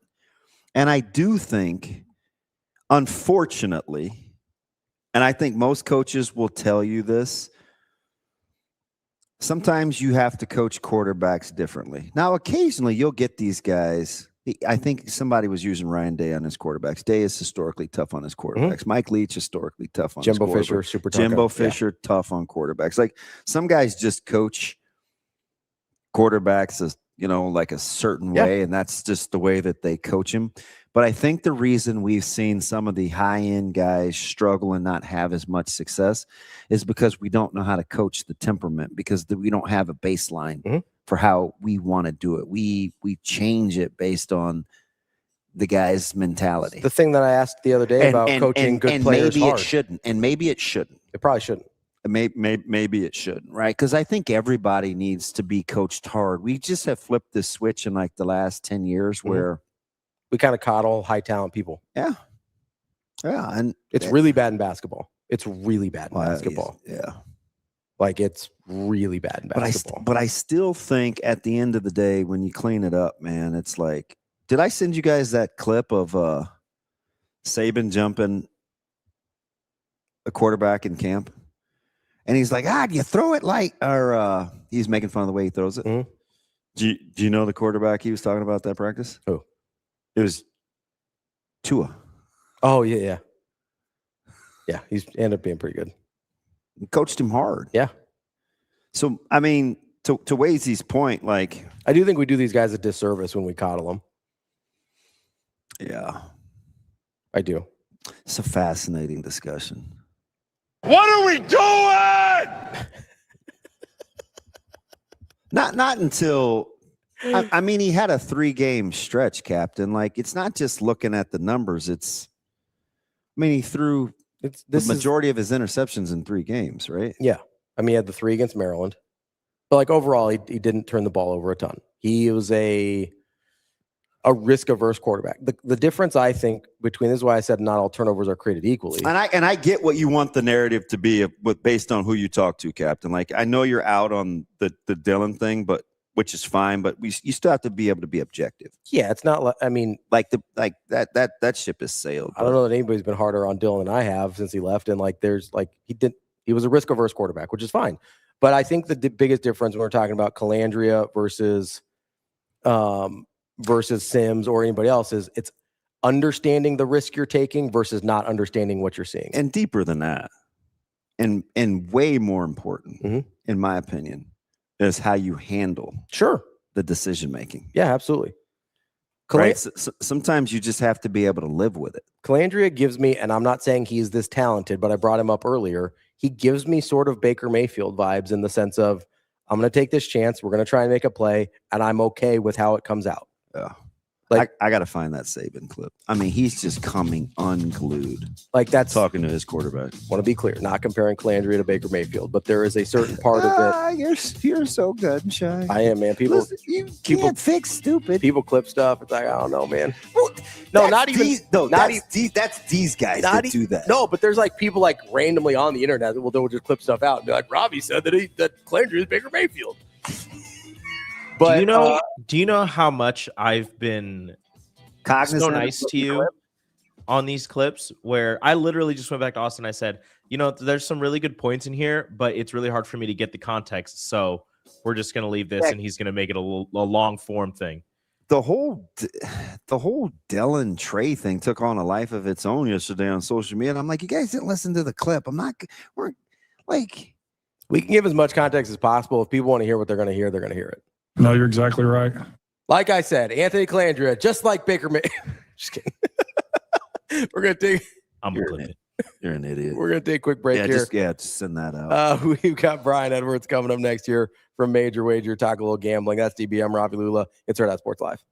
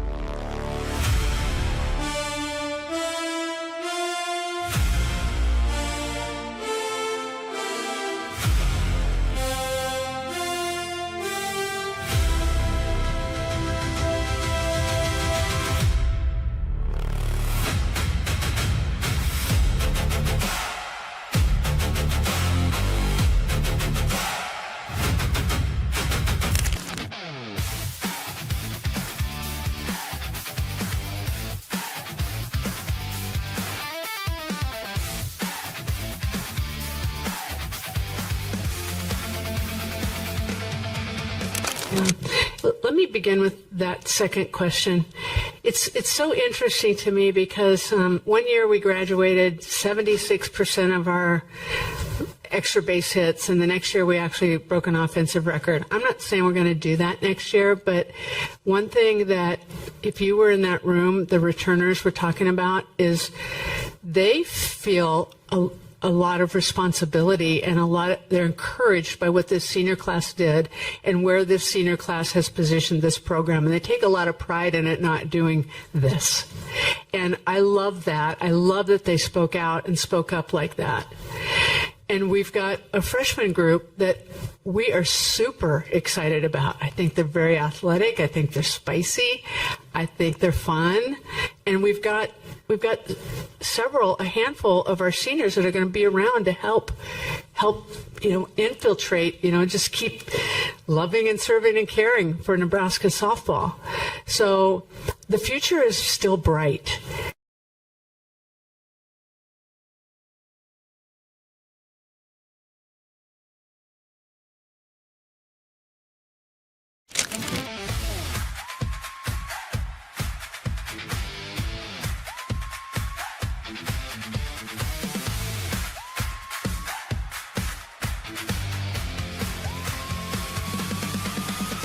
Yeah, not only the Pacers, but he had a good workout with the Timberwolves the week before, and he's been to Memphis. He's got a couple more scheduled when in the next, I think, week and a half it is. So it is. It's fun to see him have the opportunity to go through this process. Rink has had a couple workouts. He's got a couple more scheduled as well. And, hopefully those guys get an opportunity to play summer league.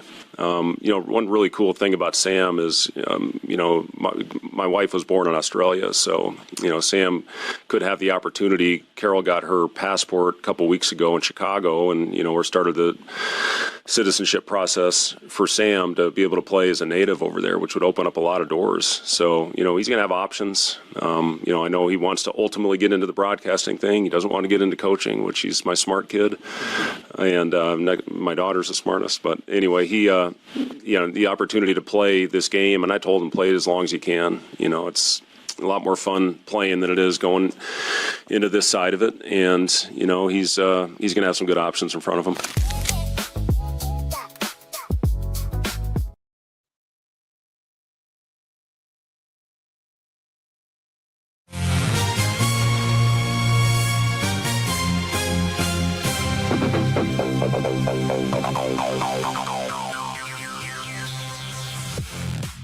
You're listening to Hurrdat Sports Live. Welcome back, Hurrdat Sports Live. That's DBM Ravi Lulla here at Hurrdat Sports HQ. We are joined now by Brian Edwards from Major Wager. B, what's going on, buddy? How we doing? Good morning, gentlemen. What's happening? Oh, just trying to make it, man. How about you? Oh, man, doing the same. I'm in a zigzag in game 2. It's hard to go against the Knicks the way they're playing. What's that, 12 in a row, 11 by double-digit margins? But I'm going to zigzag and go Spurs -5.5 in game 2. Man, Brunson just took over last night, didn't he? Yeah, it's like wash, rinse, repeat when it's nut cutting time.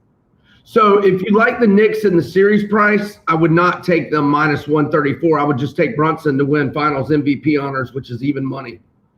If somebody's thinking like that, I saw those odds and I'm like, well, Brunson's getting MVP if they win. Yeah, I mean, I think that was kind of the same thing with Wemby, if you like the Spurs, right? Because the Spurs were -200 going in. I don't know what the Wemby odds were, but I can't imagine they were much worse than that. Well, I'm not sure going in, but they were +120 this morning, and I think that's a touch better than the. Well, I think I tweeted it. Hold on a second. Let's see here. Oh, right here. Okay, so we have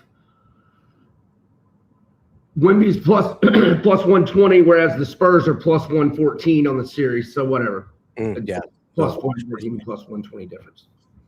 B, how much do you? I guess you've got to cap it. Like just people having a superhero, right? Like, is that the hardest thing about capping? Is when a team has a guy like Brunson, where you could be up 22 with 6 to go and it might not matter. Like, you can't really factor that into capping, can you? We saw it last night. Like, I mean, the Spurs were up 16. Right. I mean, but you do have to factor in that, they've got this badass who takes over at crunch time a lot. You do have to factor that in. And, man, they're on fire right now. Maybe but I got to go Spurs in game 2. I just think they'll bounce back. I mean, like you said, they were up 16 last night. Wemby, I think, will play better when he was 6 of 21. Fox was horrible. I thought Dylan Harper should have probably gotten his minutes at crunch time because Harper played great last night, 16 points, 8 boards, but he only played like 3 or 4 minutes in the fourth quarter. And Fox was 0 in the fourth quarter. As you kind of look through the series, have you liked any of I know you were playing some totals late in the conference finals. Have there been any totals that have stuck out to you so far or that you're looking at moving into game 2? So they had in the regular season, they went under in 2 out of 3 games and, under last night, but I'm not looking to go under on this one or over. Nothing's standing out to me on the totals. I haven't really looked at the player props yet. I just decided I was going to go Spurs, and I don't have any player props right now. So when you're looking at the series price, and it's adjusted, obviously, it's Knicks -130 right now, Spurs +100. How much of that factors into how you originally thought the series was going to go? I was saying Knicks in 6. So, I don't want the Knicks right now. I should have taken them for the series yesterday. We'll see if the Spurs win game 2, I think they'll. I think it'll probably be like a pick 'em. What do you think? Like minus 110 either way if the Spurs win game 2. So yeah, I don't want to mess with the series price right now. It probably turns into a toss up. I would guess so. Or you think the Spurs become maybe Spurs minus 120? They might swing it a little bit back to the Spurs once again. Even though the Knicks have won on I don't think people I don't know, typically at least I don't at least anymore think that people are just going to hold serve at home anyway, so I don't know how much they'll bake that into it. Yeah, I think Spurs maybe like minus 120, minus 125. I don't think they would be. I think minus 130 max. Yeah, I mean, if it's not a pick 'em, it'd be I think slight Spurs favorite, but not by much. I actually don't mind you taking the Spurs in game 2. Like I think you play the Spurs or you don't play at all. You watch. Yeah. Yeah, I grabbed Knicks plus 10.5 live when they were down. I mean, you could have had them even better than that at some point. And then I grabbed I had Knicks plus 5 pregame, and then I grabbed Spurs plus 120 money line.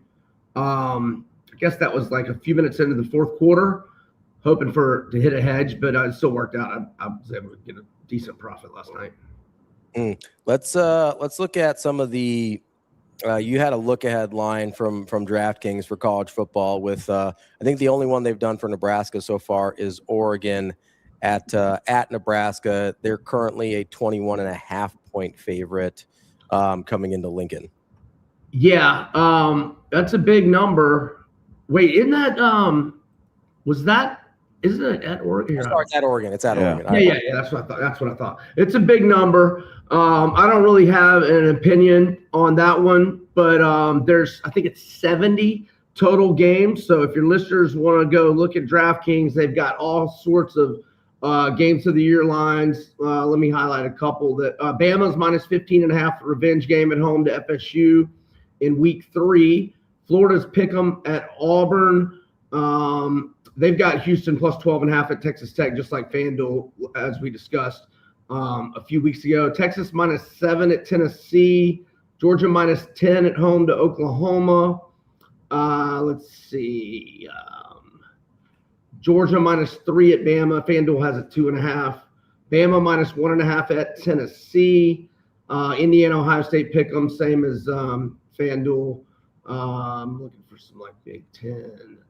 Indiana minus 6.5 at Michigan, October 24th. What else we got? We've got Florida's catching 12.5 to Georgia. That one's in Atlanta, not Jacksonville. And Bama plus 4 at LSU. Georgia minus 5.5 at Ole Miss. That seems a touch rich. I would lean Ole Miss on that one. There was a rivalry weekend game that I thought looked. I like LSU minus 1.5 at Tennessee, November 21st. Let's see. Gators minus 4.5 at FSU. I like the Gators there. Iron Bowl, Bama minus 10 versus Auburn. Who's your fave to win the national championship? Man, I'm thinking for my top 5. Texas is certainly in there. Ohio State is certainly in there. Let's see. Let me get into this. Come on. You haven't said my team yet, but I'm sure they're in your top 5. I'll wait. Okay. Sorry. I've got odds here if you want them. Yeah, I guess I could just. Yeah, go ahead. Ohio State plus 550, Notre Dame plus 700, Texas plus 750. Indiana plus 750, Oregon plus 750, Georgia plus 850, and then you get a little bit of a jump to Miami plus 1,200. Can I just ask you something real quick, B? Where would you put right now Indiana in your top 25? Man, I'm not that sold on Hoover, but I trust Cincinnati. Top 15. I think I'll have Indiana probably in the 7 to 10 range. You're not that bullish on them?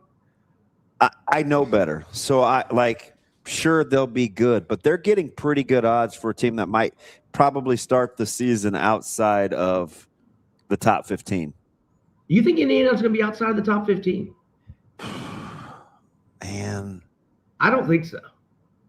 You got Texas, Ohio State, Notre Dame, Oregon, Georgia, LSU, Texas Tech, Miami, Alabama, A&M, Ole Miss. Ole Miss is going to be in my top 10. Listen, you get there in a hurry, B. Yeah. And you think that they have the third shortest odds just because out of respect for Cignetti and them being the reigning champs and the odds makers. I think he's got you. You have to give him the benefit of the doubt. Right. That's why I think they'll be ranked higher than that. But if you just looked at the way we look at everybody else, because we put Cignetti in this other mythical category now, right? Right. Which fairly like deservingly. So yeah. But because we do that, I don't disagree with you. Like 12 to 16 feels about right based on what they lost, what they have, what they're replacing it with. But I fully believe them to be top 10 just because we have so much reverence for Cignetti at this point that I don't think the voters would allow themselves to put him below that. Yeah. I think I would probably go with Georgia or Florida right now. So or not Florida, Georgia or Notre Dame. You're pretty high on Georgia, right? Yeah. I'm high on Georgia, Texas. Room. Their offense was so much better than we think. Mm-hmm. I mean, I think Bobo has probably silenced the critics. What he did with the quarterback spot last year, and he just kept getting better. Stockton, yeah. And I've always been a big critic of Bobo, but he has done a pretty good job here lately. And they're going to have the best linebacking core maybe in the country. I get LSU. I know people like Oregon. Oregon may have the best front seven in the country. But if I'm not sold on Dante Moore. I like Texas and I like Georgia and I like Notre Dame. I think those are the top three linebacking cores. And I trust their coaches. Where are you on Dante Moore, Ravi? I don't know that I'm I think he's overrated. I think he's good. I think the situation around him is ideal, which helps him out quite a bit. I look at it from kind of more of a draft standpoint. When people assumed that he'd be the number one pick had he decided to come out, that's outrageous to me. Like that kind of seems like a lot. I don't know what to do with him I just don't know what to do with him in terms of like close, like nut cutting time, game winning situations. Because I look at the numbers and I'm like, had a great year. There's no debating that. Like, there's obviously a talent level there. I just sit there and I go, is that the guy that is going to lead you on a game-winning drive in the college football playoff semifinal? We haven't seen that version of him yet, so I just don't really know if that's in there or not. Like, I don't know. I think the assumption that it's the same problem I have. Like, obviously he was way more productive than Arch Manning last year, and I gave Arch a super hard time, and it's whatever. He ended up playing pretty good football by the end of the year. But, I saw mock drafts after the NFL draft this season already projecting Arch number one, and I was like, we don't know that much about this dude yet. Who? Arch. Man, he had a really – I mean, I didn't close my eyes the second half of the season. He played pretty well. He did play we still don't – but that was my point on, like, when I was talking about Lenore Sellers at South Carolina last year, where I was like, yeah, he had a really nice last half of the season. Isn't it weird how a year later Sellers isn't even in the We're not even talking about it. We're not even in the quarterback's discussion. And that's what I mean. Like, we're counting half a year of Arch Manning and saying, like, yes, he's definitely going to be this guy. And it's like, well, can I see a little bit more first before I anoint the dude? Yeah. Like, can I see Dante Moore do something in like a high leverage game winning situation before I anoint the dude? Or do I just have to go off the numbers and say, well, he's obviously the best guy in the country? I don't know. Like, as a college quarterback, I'm not 100% sure Gunnar Stockton's not going to be a better, like the guy you need. Georgia's offense was pretty good down the stretch. Like, yeah, they did lose to Ole Miss because of their offense. That's for sure. You know what I mean? Like, you're telling me you're 100% convinced you'd rather have Dante Moore over Gunnar Stockton? And we don't talk about Gunnar Stockton. I'd take Gunnar Stockton ahead of Dante Moore. all day on a college Saturday. Yeah, like I'm not talking about pro prospects. Right. Like on a Saturday, like I don't know. And those two, I think, are dealing with like talent levels around them. So I think it's a pretty reasonable comparison. But I sit here and I go, like for a college quarterback, I'm not 100% sure I don't want Gunnar Stockton.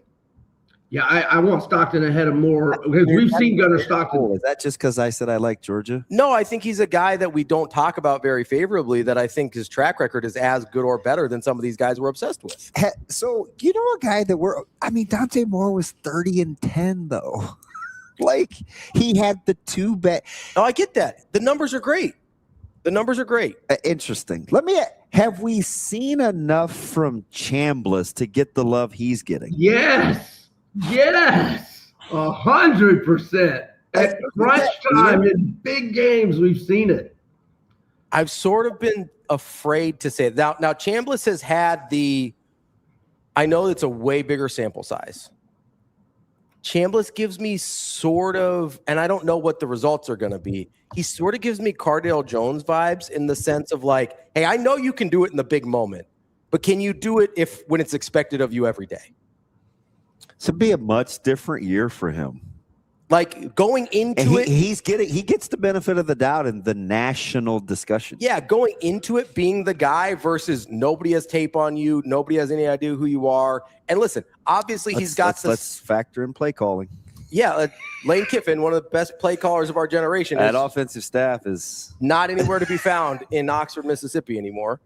And and famously, Lane Kiffin has made life really easy on a lot of his quarterbacks. Like, where's Matt Corral these days? Anybody? Like, that dude looked like he could set the world on fire at Ole Miss. Yeah, I haven't seen him since he sprained his ankle in the first quarter of the Sugar Bowl. So, I sit here and I go, okay, I know that Chambliss has the ability to thrive in high-pressure situations. We were just talking about this, in micro environments, like in one-offs. I know that he can do this in a big game situation. I knew that Cardale Jones could do this in a big game situation. Can that dude do it when it is expected of him? You know what he's talking about? Day? This is really the anti-Dante Moore discussion. Yes, that's what I mean. Because if you look at Moore against SC, I'll just give you Moore's last 5 games. He was 2-1 against SC. He was 22 of 30. Against Washington, 1 touchdown, no picks. He was 20 of 29 for 286. JMU, they scored 51 points. He was 4 touchdowns. He threw the 2 picks. Mm-hmm. Texas Tech, no touchdowns and an interception. And against Indiana, infamously, he had the 2 touchdowns and the 1 pick. Not real gaudy down the stretch. Touchdowns to interceptions for Dante Moore. For a guy 30-10. Mm-hmm. So it may be, I'm just comparing the two on how we think about him. Yeah, I think there's and then Brian, I'll get your thoughts here. I think there's a Dante Moore I trust to put up the season long, hey, he's going to have a good year. I trust that from Dante Moore. It's in the moment. Do I know what I'm going to get when he has to play at Texas Tech or in Indiana or USC? Whereas Trinidad Chambliss, in a big moment, I feel like he's going to make a play. Can he do that week in, week out over the course of an entire season when he knows he's going to be the guy? I agree. They're almost exact opposite situations. When are you doing your quarterback rankings, B? Oh, soon. And Chambliss is going to be up there. And he, 7 of his 13 starts last year were 1-possession games, and they went 5-2. And one of the losses, Georgia, they didn't lose because of their offense. They scored 35 points in Athens. And then the Miami game where the defense let the lead get away. So the 2 he lost, is really the defense not holding on to the lead.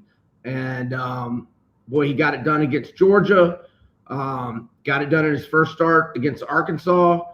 Got it done enough, against LSU. So, like you said, Dante Moore hadn't had a lot of close games, but Chambliss has, and he's come through. Can I ask you a question on this, B, real quick? So with the Chambliss thing, maybe this is too nitty-gritty here, but there were times I thought last year with Chambliss that like it was a little too big play centric, whereas there were sometimes in those games when the defenses were struggling where it's like, hey, I actually do need you to like make a drive here. Mm-hmm. And I know it's hard to be like, well, don't take the big play touchdowns. Like I'm not an idiot here, right? But like there are times where you're like, hey, I need you to make a drive because to play any sort 4-minute offense.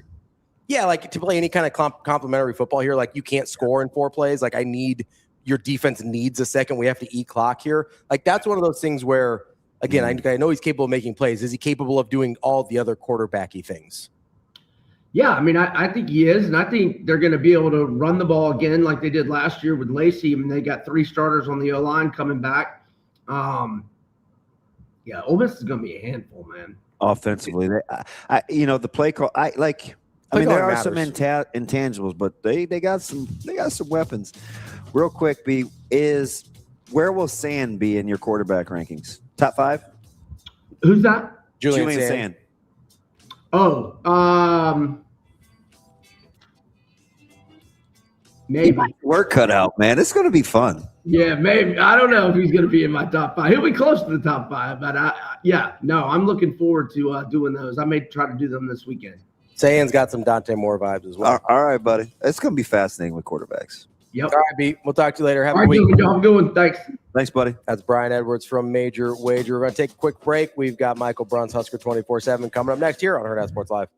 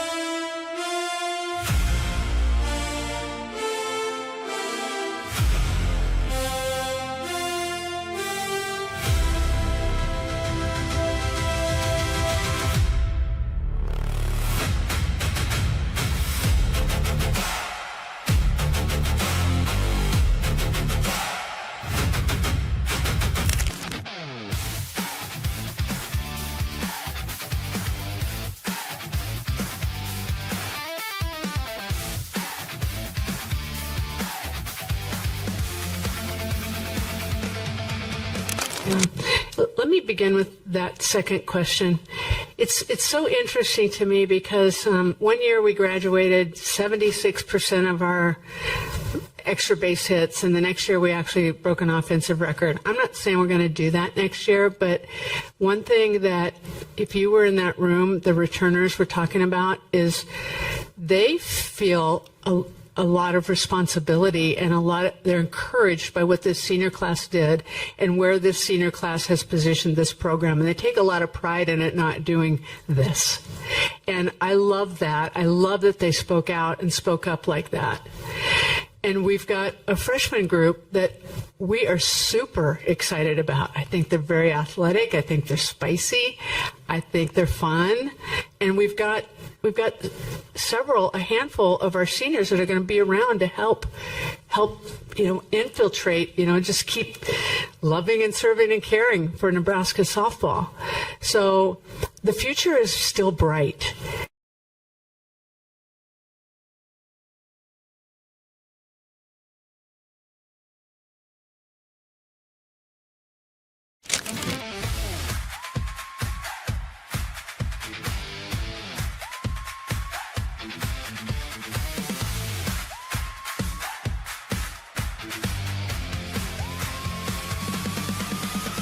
Yeah, not only the Pacers, but he had a good workout with the Timberwolves the week before, and he's been to Memphis. He's got a couple more scheduled when in the next, I think, week and a half it is. So it is. It's fun to see him have the opportunity to go through this process. Rink has had a couple workouts. He's got a couple more scheduled as well. And, hopefully those guys get an opportunity to play summer league.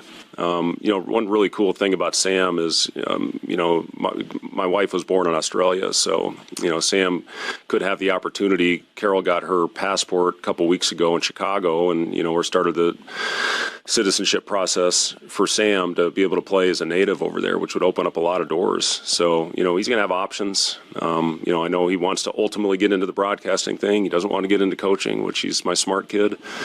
And my daughter's the smartest. But anyway, he, the opportunity to play this game, and I told him play it as long as you can. It's a lot more fun playing than it is going into this side of it. And, he's going to have some good options in front of him.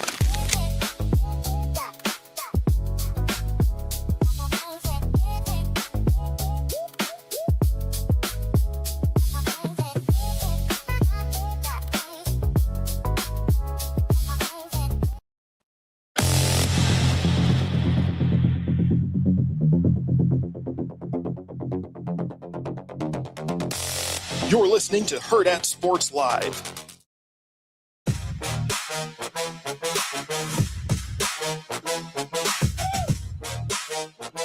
Welcome back, Hurrdat Sports Live, presented by Next Gen Mail Medical. That's DB. I'm Ravi Lulla here at Hurrdat Sports HQ. We are joined now by Michael BRUNTZ of Husker 24/7. BRUNTZ, what's going on, buddy? Not much. How you guys doing? Oh, we're good. We're good. Ravi's he's come down off the Millard North State Championship. I couldn't get him to show up at passing league yesterday. I mean, you didn't tell me about it, so that's to fine. watch Millard North. But I mean, other than that, I think we're good. Is that a Millard North hat, Ravi? Is that what you're wearing there?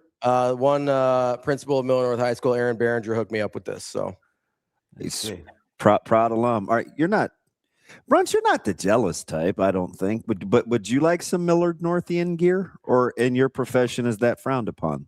I don't have any. And that's all right. Is that the hat they wear like the baseball team wears? Yes, it is. Yeah. With the black uniforms? So the black uniforms, they wear a black version of this hat, but it's the same logo. Look at this. This is cute. I like the black. I don't know if I like the hat. All right. Well, I don't like your hat. I think your hat's stupid too. My hat is dumb. No, I think it's just I think it would look great on black. It does look great on black. It looks great on black. Oh, that's all right. I didn't mean it that way. You think it'd look great on black, Damon? Put the hat on. It's not what I said. There's always a BRUNTZian moment. You try to lead him to something, and he's just like, yeah, no. Whenever I saw that Rico clicked in, I was like, oh, I said it, didn't I? Uh-oh. Here it comes.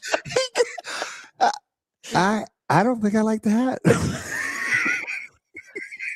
It's fine. I do. I think that would look better than a black hat. Too. He's like, okay, fine. You don't have to like it. Wow. BRUNTZ, every week there's somebody's gonna get zapped. It's usually me, so that's why I found this one exceptionally funny. That was a verbal misstep on my part, Ravi. I apologize. Oh, it's fine. It's fine. I get it. How many? I like the black hats better as well. Yeah. I don't think I like it. The blue or the black jerseys almost look like a Northwestern type thing, like a Northwestern font, from what I remember. Is that true? Yes, I think kind of like in the script. He said, I think the all black uniforms are good looking. They're good looking uniforms. Okay. Hey, BRUNTZ. Yeah. Yeah. In true fashion, we have to start off with the A's. Not bad, considering the Mariners finally decided that they wanted to lose after 8 in a row. Still just 2 back, but this is the team that I think both of us feared, right? You just figured at some point the Mariners would figure it out. Yeah, well, somebody in that division finally got above 500, so good for them. Yeah. It's not a high bar to clear.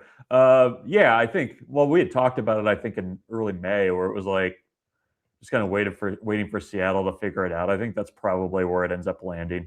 Here's how sad my life is. Last night, working on the couch a little bit, fall asleep on the couch watching an Angels-Rockies game. Like, I need to start reevaluating my life choices. Neither of those teams are very good. Angels are pretty awful. Care about either of those teams. No, it was. I kind of woke up and I was like, "Look at yourself! Look at yourself! Just like Get it together." Like brushing the chips off my shirt. You're just like, get it together. I gotta go for a run or something. This is embarrassing. It's like, this is you at 42, old man. It's not getting any better from here. Proud of yourself. Yeah. All right, BRUNTZ. I'm gonna need a look, Mom. No hands. Can you do that for me, BRUNTZ? Okay. Who has the best record in baseball?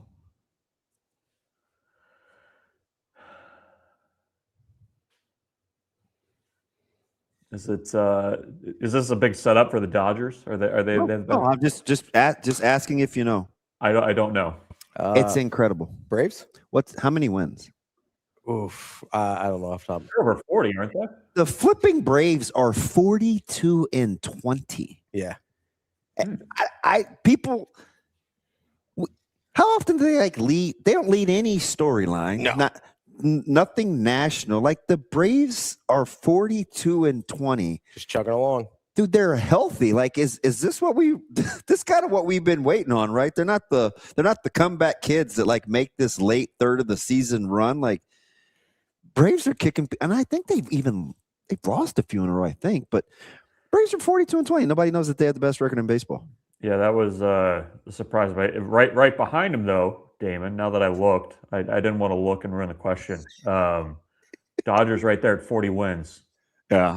It just surprising everybody. It's the Braves, they're kind of scary. They're very scary healthy. We're just not used to seeing it. And then you look at who they can run out there, taking the bump, and it's like they're going to be in every single stinking. They're not going anywhere. That's a really good roster.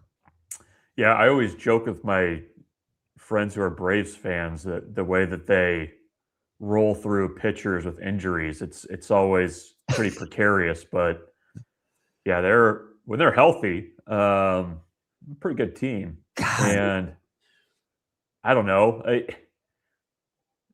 The Phillies are the only other team in that division above 500. The Phillies have to be pretty frustrating for their fans, right? Yeah. You get the sense Philadelphia should be better. Should be, I would think.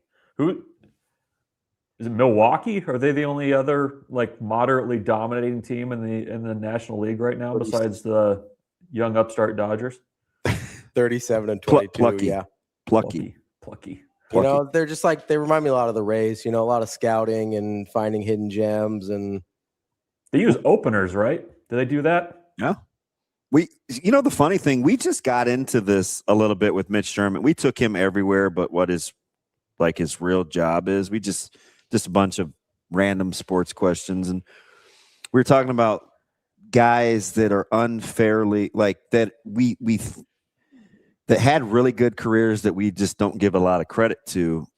And Jeter came up, and the discussion was, I said, it's my favorite when people say, if he played in Kansas City, he'd be just another player. And I was like, almost every great player of significance is affiliated with the team that they played with. But we used that against Jeter. And somehow we got into this Tarek Skubal discussion about he's significantly better than we think, but it's because he plays in Detroit. And lo and behold, all these deadline articles, Skubal could be on the move. And I'm just like, that guy is really, really good to kind of be this chess piece. Markets matter, huh, BRUNTZ? Says the guy that cheers for a team in Oakland or Sacramento. His career numbers are interesting, by the way. Skubal? What would you guess his career won-loss? I understand it's a flawed stat, but what would you guess his career win-loss record is at this point? Oh, Skubal? I would. Is it 4 years? He's pitched basically 4 full years, a half year in 23, and 15 games between 2020 and 2026. 141 career starts. What do you think his record is?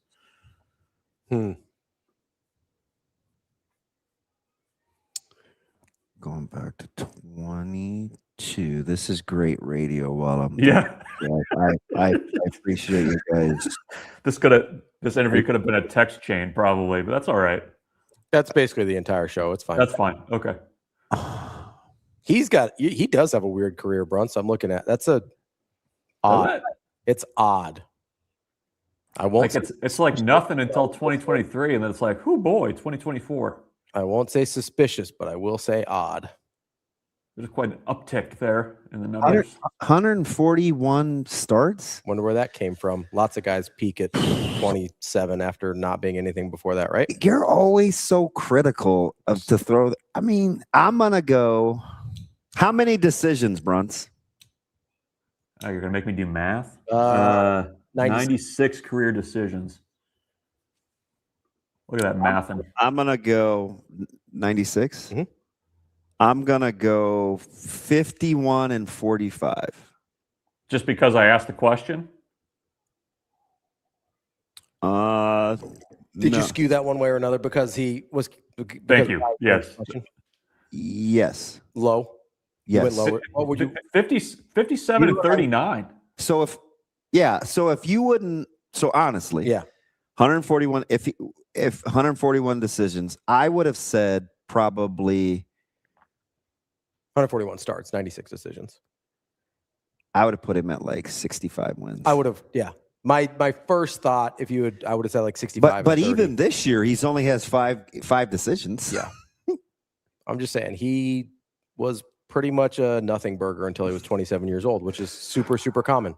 Same thing he said about Sale to the opposite, because he flamed out in Boston, but apparently nobody can hit him in Atlanta. Still the humidity. Still pisses me off. You gonna be all right? No.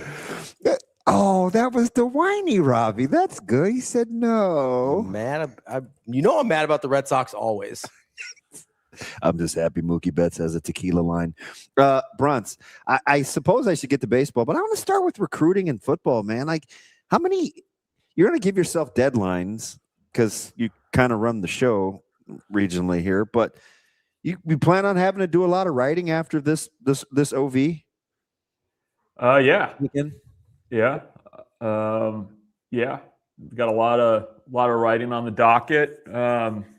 Busy weekend with visits. Busy weekend with the camps are going on now, which is good. Going to see a little bit of football. Yeah, I'm pretty excited. I'm not excited to miss my daughter's birthday. We're going to celebrate tomorrow, but I'm pretty excited to be in Lincoln all day today. Like, Mike is camping, and he's the last person I want to see, so this should be kind of fun. Yeah, it's should be an interesting group coming in for the camp stuff. I like that they did the padded stuff yesterday. That was good. Yeah, the big guy camp. Yeah, there were some dudes hitting. It was good to see. You want a funny? I was registering for the camp last week, and I thought the font was a little off. Yeah. So I asked Ravi, I was like, God, is there a worse font for this? It was like white text on a light gray background. It was. He was like, DB, like, Mike is going to the big guy camp? And I was like, damn it. Well, I knew he was bulking up. I didn't know it was like that, though. I was like, one. Like, I couldn't even see. So kind of off-season program you running there. Jeez. But I mean, OVs, these next 3 weekends, man, this is going to be a heck of a June, potentially.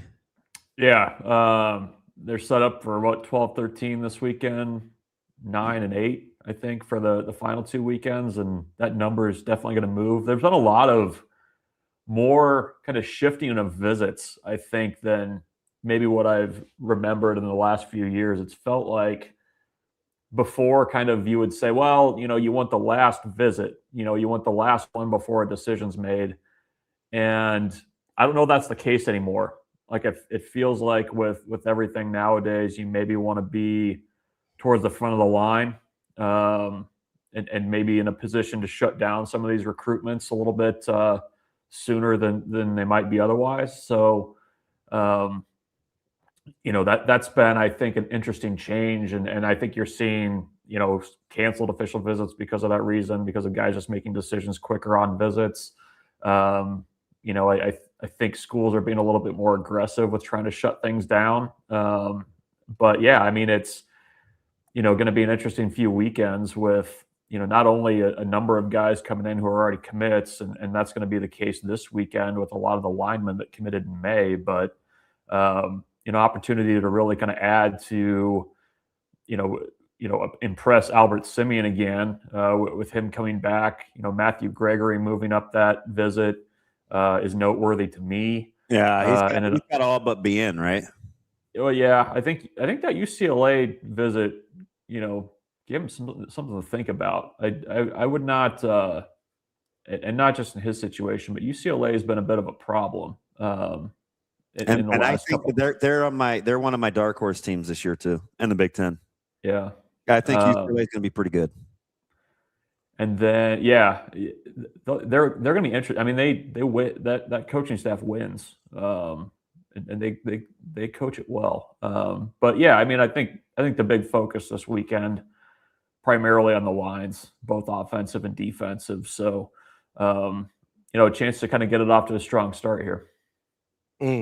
BRUNTZ, as you kind of look at the next 3 weekends in general, is there like a particular guy or group of guys you're the most excited might be the wrong word, but interested in? Yeah, I mean, Damon said it. I mean, I think, the work that they can potentially get done on the defensive line this weekend, I think, is really important with Ambati, the kid out of Minnesota. And then I think it's DeMontenac out of Florida. Yeah. I think, those are two that I would definitely circle, not only for Nebraska being in a good spot, but guys that you'd like to add to the class just because you don't have, a ton done up front in that front seven yet. So that has my attention. I think how the offensive line class kind of rounds out is going to be interesting, because I think you saw the strong start in May with the run of commits there. But between, Simeon coming in this weekend, Kittrell's coming in June 12th, Kyler Kuhn also set for June 12th. I think those are a little bit more elbows out type recruiting battles with Iowa and Missouri. But, I think they've done a pretty good job so far with the offensive line recruiting and really closing some pretty tough battles. So that's kind of where my attention is going to be, I think, over the next couple of weeks. And you have the opportunity to, I think, add some pretty good skill position guys to the class as well. And certainly Trey Taylor is going to have a lot to say about how that kind of plays out, I think. The Kittrell thing is interesting, obviously, going with, Iowa gets first crack at it, and Nebraska's offensive line targets, it gets full in a hurry for Nebraska along that offensive line, kind of where he sandwiched that visit. Yeah, no, I mean, I think that's, I don't know if you're Nebraska, if you try to kind of push the limited spots thing with some of these guys, but I mean, you're probably in a reality where you are a little bit more limited now with having taken those guys, those 3 guys in May, plus having Erickson in the class. I mean, that's a good bulk of your class right now. And actually, I think that's okay. I mean, you kind of look at the way that the offensive line classes are split right now with what's on the roster. And I think you do kind of need that kind of reset, I guess, and adding a few more young guys into the program and starting to develop them. So, part of that too, it's a new offensive line regime there with Jeep Wade and kind of what he looks for and values in offensive line recruits. But yeah, I mean, like I said, I mean, how those spots eventually shake out, and I think a couple of those guys, that Nebraska is going to be hosting over the next few weekends. I mean, Nebraska is going to have to go in and win those battles because there's a lot of really good schools that are involved with some of these prospects coming in. That's our guy, Michael BRUNTZ, Husker 24/7. BRUNTZ, appreciate the time as always. Always enjoy our baseball talk, even if you don't enjoy my hats. That's okay. It's a fine hat. I'm sorry, Ravi. I don't know if I like it. I don't think I like it. It's all right. It's all right. BRUNTZ, you keep being you, bud. You're an equal opportunity offender, and we don't mind. Okay. Sounds good, guys. Take care. Thanks, buddy. That's Michael BRUNTZ, Husker 24/7. Real quick break here. We'll be back with more Hurrdat Sports Live coming up next.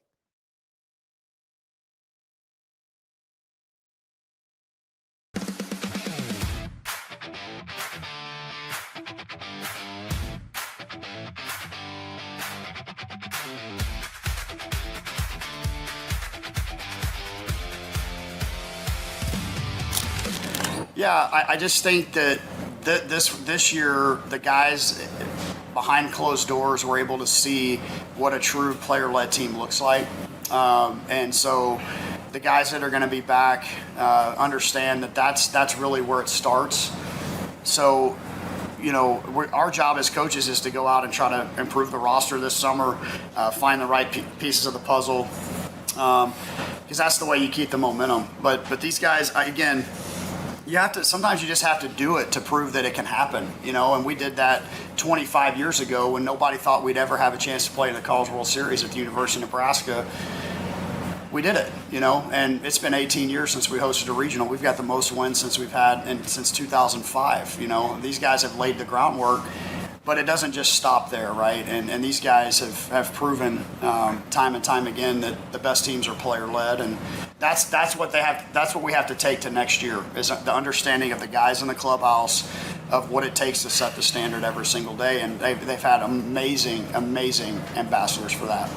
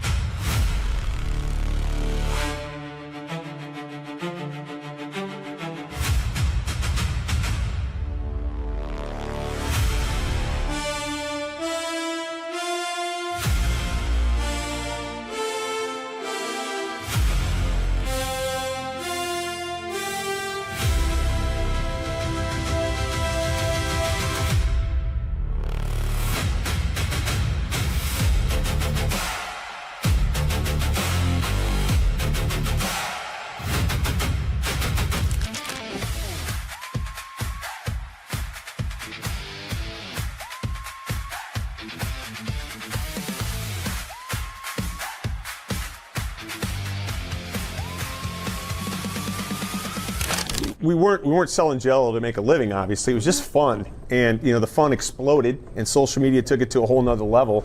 And so at that point, when you realize now you're selling thousands of Jell-O shots, so I'm sitting at home the very first Saturday, what am I going to do? Do we get back to the teams? Do we get back to the players? What do you do? And then I got online and just started looking, and that's when we found the food banks. And so you get on the food bank at Arkansas, and you get in the food bank at Ole Miss and these places, and you realize how important it is to these people. And, we were just coming off of COVID, and, a couple things that, kind of got to me there was when I was looking at the food banks, at Ole Miss, 49% of the people that were using the food bank were actually employees, because you forget, when COVID hit and those schools shut down. So as soon as we saw that and I realized what a big need that was for those schools, it was a no-brainer. So I woke Bonnie up and I said, okay, let's just run this through the rest of the series. These two schools are obviously tearing it up, and we'll donate to each one of their food banks, and it'll be a good thing for everybody. And then it just continued to explode,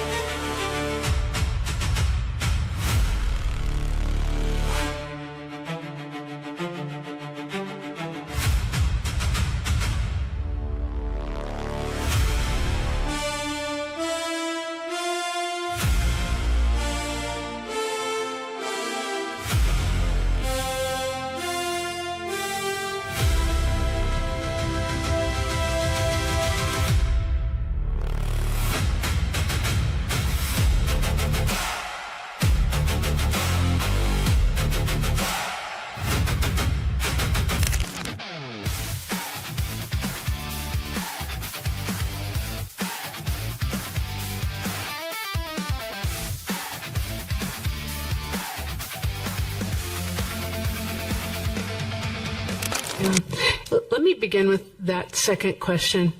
It's so interesting to me because 1 year we graduated 76% of our extra base hits, and the next year we actually broke an offensive record. I'm not saying we're going to do that next year, but one thing that if you were in that room, the returners were talking about is they feel a lot of responsibility and they're encouraged by what this senior class did and where this senior class has positioned this program. And they take a lot of pride in it not doing this. And I love that. I love that they spoke out and spoke up like that. And we've got a freshman group that we are super excited about. I think they're very athletic. I think they're spicy. I think they're fun. And we've got a handful of our seniors that are going to be around to help, infiltrate, just keep loving and serving and caring for Nebraska softball. So the future is still bright.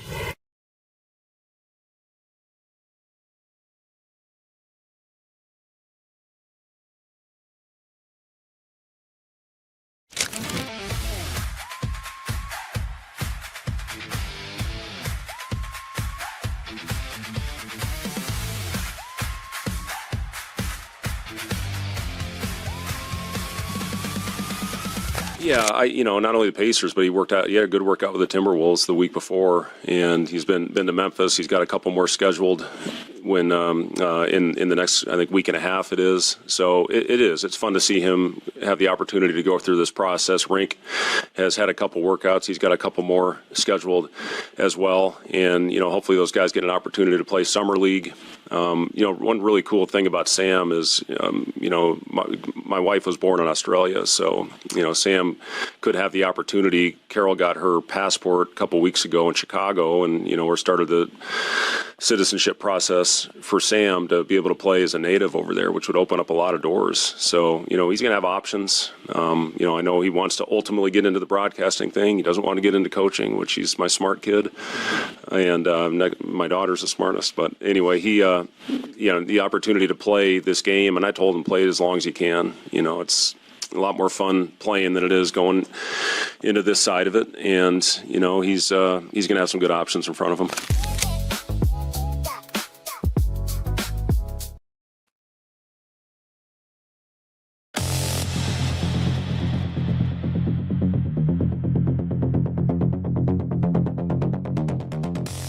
You're listening to Hurrdat Sports Live. Welcome back, Hurrdat Sports Live here at Hurrdat Sports HQ. It's a little bit different crew setup here now than we have seen just a couple minutes ago, but happy to be joined now by Dylan Jensen from Omaha Steaks and, of course, the one and only Kenny Bell from here at Hurrdat. But we're not here to talk necessarily exactly about Omaha Steaks or Hurrdat specifically. We're here to talk about the Team Jack Foundation and both of our involvements there. Dylan, thank you so much for joining us. Yeah, appreciate having me. Yeah, of course. Anytime I can come into the studio, I'm excited. I was mad I took DB's spot. I know the viewers are probably pretty disappointed, but it's for a good cause. We're excited. We got the Team Jack golf tournament coming up today for June 23rd, and that's why we have Dylan here. We're trying to get some people to sign up. We're really excited. We've got a tremendous lineup this year. Obviously, last year we had guys like Rex, Quali, Searles, myself. This year we added, Roy Halou, Eric Crouch will be there, Adrian Martinez. So we've got a tremendous tournament and a roster lined up. So Dylan, we'll talk about getting team signed up here in just a second, but where does Omaha Steaks come into this? How did you guys get involved with Team Jack, and why is this so important to you? So obviously Team Jack's important to the state of Nebraska, the university, things of that nature. And, fundamental to what we do at Omaha Steaks, we, provide experiences, bring people around the table, unconditional guarantee, things of that nature. And when you have community organizations, state organizations that do the same thing and gather around a good cause, we kind of latch onto that. And, we've met Kenny, I don't know, 5-6 years ago through a tailgate. Yeah, honestly, it's kicked it down at the Husker Stadium for a while. And then, he kind of got us involved. And I think 4 years ago, we sponsored it in some small aspect. And then about 3 years ago, we became the title sponsor. So this will be our third year being the title sponsor. We just love giving back to the community, giving back to charities that provide a great mission. And, anything centered around Nebraska is key. Yeah, they're awesome. Honestly, the relationship kind of came organically because we were at a tailgate in Nebraska for one of the games, and my buddy was like, "Hey, we should go eat over here." Dylan and Chef Mark and all those guys, they got a tailgate down there. I mean, some viewers probably seen it because we've had last year shows down there. Yeah, we did a couple shows down there last year pregame in Platter. But yeah, they bring down the. I'll let you explain it because it's tremendous. I mean, we've got tailgate trailer. We've got our corporate chef. We've got another gentleman that does competition barbecue, and you guys were down there for that tailgate. Doing a good cause for the Team Jack and for Hurrdat.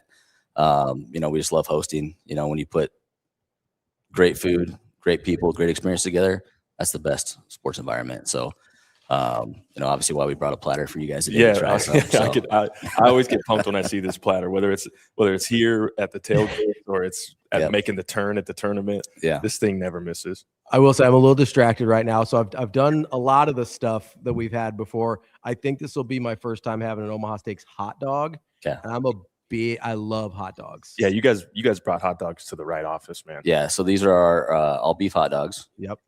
We are voted some of the blind taste tested voted some of the best hot dogs in the nation.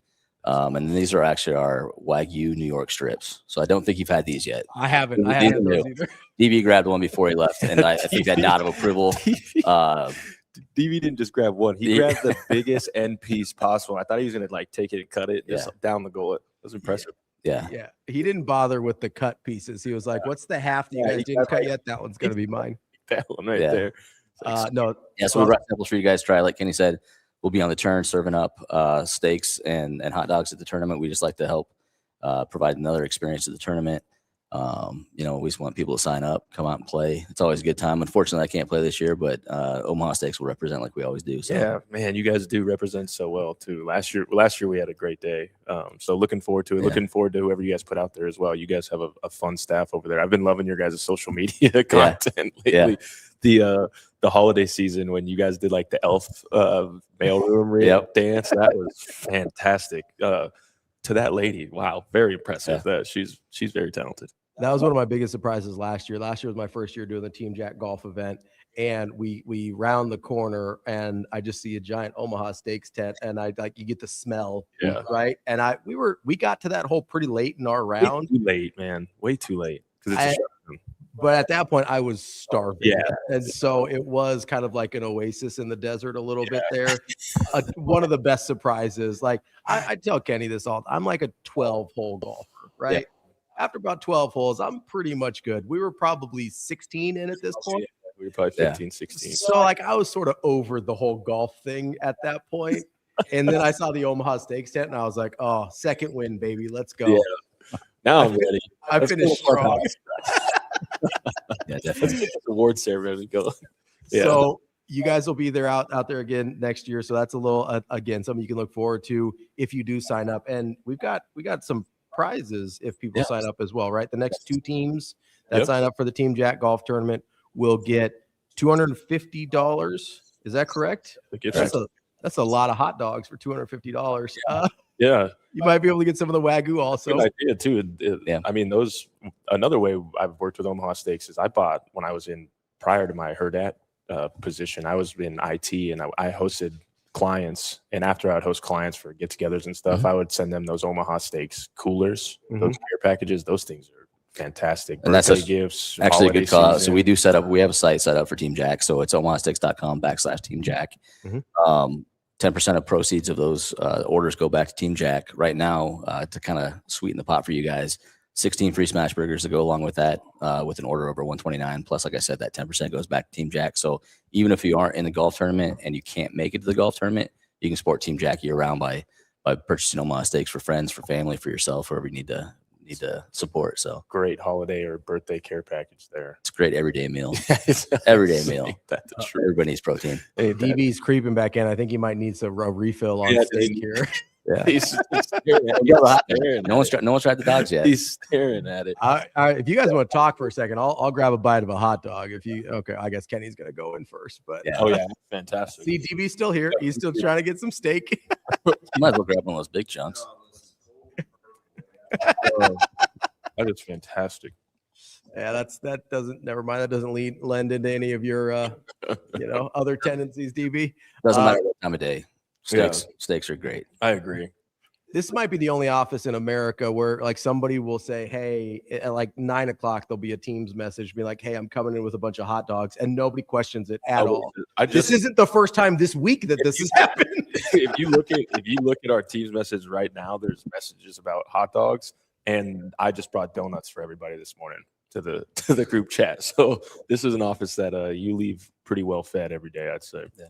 I will say, if you want, real quick, if you do want to sign up for the Team Jack Foundation golf tournament, it's teamjackfoundation.org/golf_classic. That will get you directly to the registration page so that you can have a chance to win these gift cards and, of course, support Team Jack. Sorry, go ahead. You guys have expanded this year too, right? Outside of football, did I see volleyball and some basketball stars?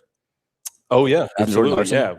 Jordan Larson, the governor's going to be there. I'm really excited about that. Bruce Chubbuck, I think is how you say it. Is it Yep. Chub- Yeah, you'll be there. There's a significant other players, and that's kind of the whole thing as we met this year as like I guess our committee. You know, it's myself, Rex, Quali, Searles, and the Team Jack team. So we just try and do the best we can, but. Big question this year is, do we want to start involving other teams? And the question, it was unanimous. The answer was unanimous that absolutely. You know, this isn't just a football thing. This is statewide, sport-wide kind of thing. So the more athletes that we can get, the more that are welcome, and it's going to be a fun event. And the fact that Jordan Larson is coming, I'm so pumped. Like the governor, I'm a big fan. So she's the best. Well, that's one of my favorite things about the Team Jack Foundation in general, right? Is like it started as like a Jack Hoffman and Hoffman family thing, and then it expanded out to all kids, all pediatric brain cancer, trying to have like a much bigger impact on a cause. And I would say even past the borders of our state and into kind of a regional and national reach. It's cool that you guys are kind of emulating that with, this was a football thing first with Jack and the family, and now became a university thing, became a state thing, and including the other athletes, I think is a really good representation of that.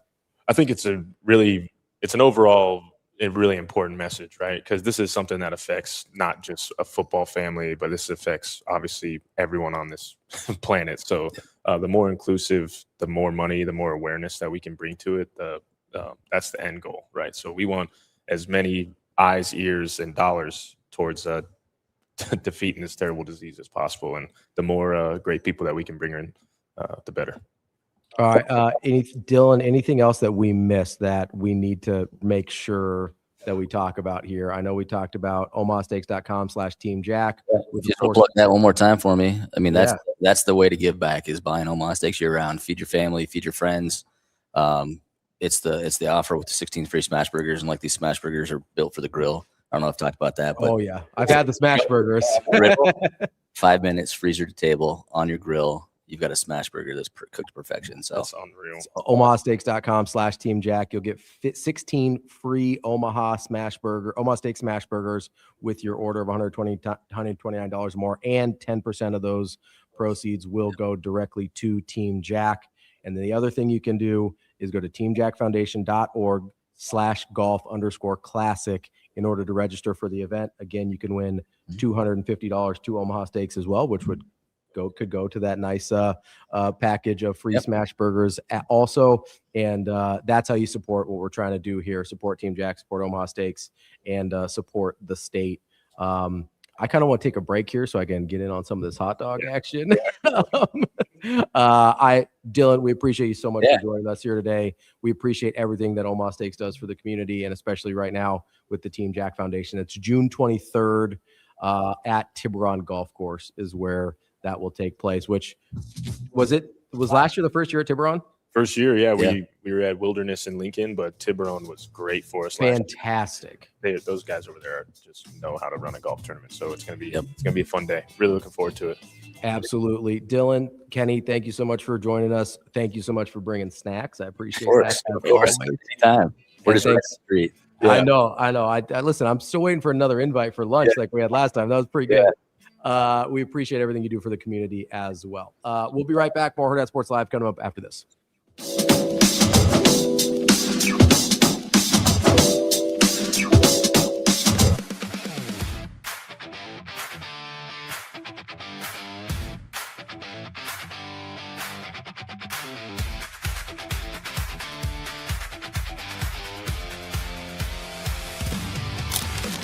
Yeah, I just think that this year the guys behind closed doors were able to see what a true player-led team looks like, and so the guys that are going to be back understand that that's really where it starts. So, our job as coaches is to go out and try to improve the roster this summer, find the right pieces of the puzzle, because that's the way you keep the momentum. But these guys, again, sometimes you just have to do it to prove that it can happen, and we did that 25 years ago when nobody thought we'd ever have a chance to play in the College World Series at the University of Nebraska. We did it, and it's been 18 years since we hosted a regional. We've got the most wins since we've had since 2005. These guys have laid the groundwork, but it doesn't just stop there, right? And these guys have proven time and time again that the best teams are player-led, and that's what they have. That's what we have to take to next year, is the understanding of the guys in the clubhouse, of what it takes to set the standard every single day, and they've had amazing ambassadors for that.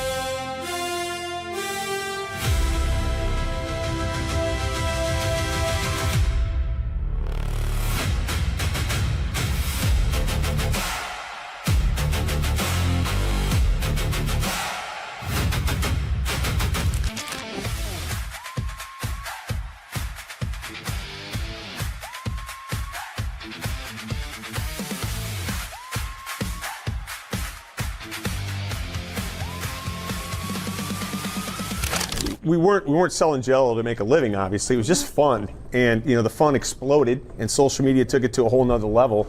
And so at that point, when you realize now you're selling thousands of Jell-O shots, so I'm sitting at home the very first Saturday. What am I going to do? Do we give back to the teams? Do we give back to the players? What do you do? And then I got online and just started looking, and that's when we found the food banks. And so you get on the food bank at Arkansas, and you get in the food bank at Ole Miss and these places, and you realize how important it is to these people. And we were just coming off of COVID, and a couple things that kind of got to me there was when I was looking at the food banks, at Ole Miss, 49% of the people that were using the food bank were actually employees, because you forget, when COVID hit and those schools shut down. So as soon as we saw that and I realized what a big need that was for those schools, it was a no-brainer. So I woke Bonnie up and I said, okay, let's just run this through the rest of the series. These two schools are obviously tearing it up, and we'll donate to each one of their food banks, and it'll be a good thing for everybody. And then it just continued to explode.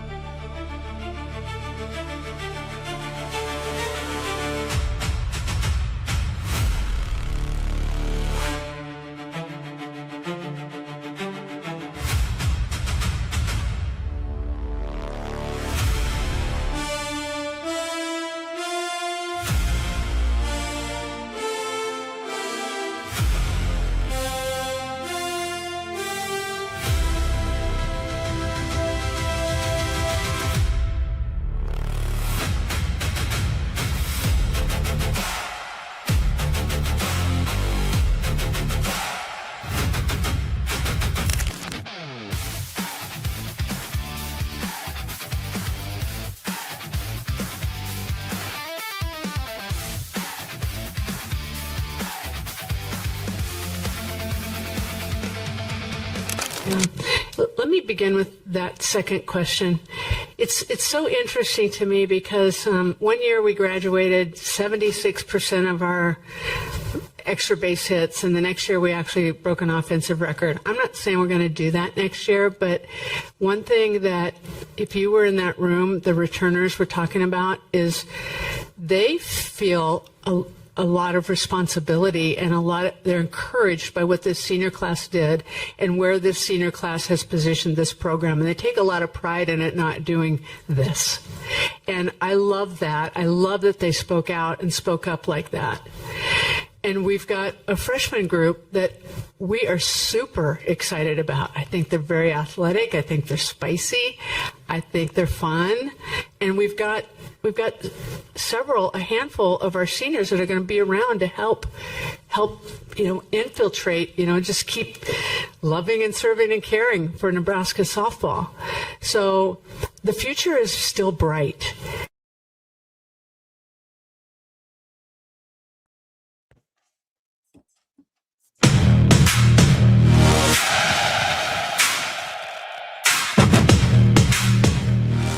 You're listening to Hurrdat Sports Live.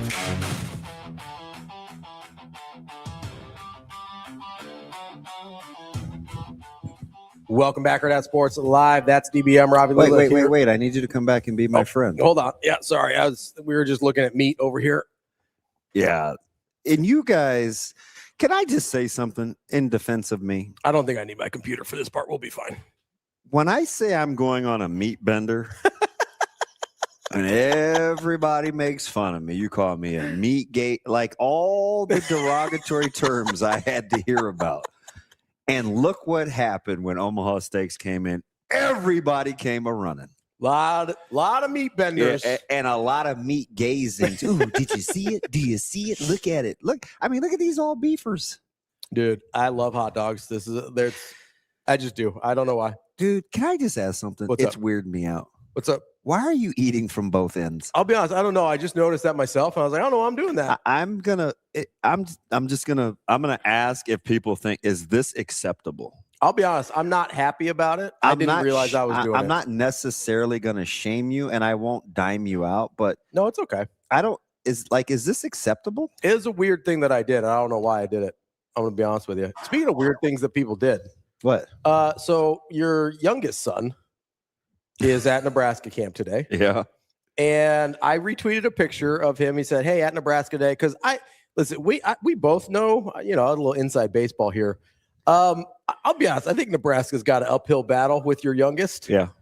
He doesn't like to do things that his brother did, and which made it super weird. I was happy that he was camping at Nebraska at all and got there before Iowa. Second, he tweeted out a picture of his brother, of Caleb, as I was like, what is that?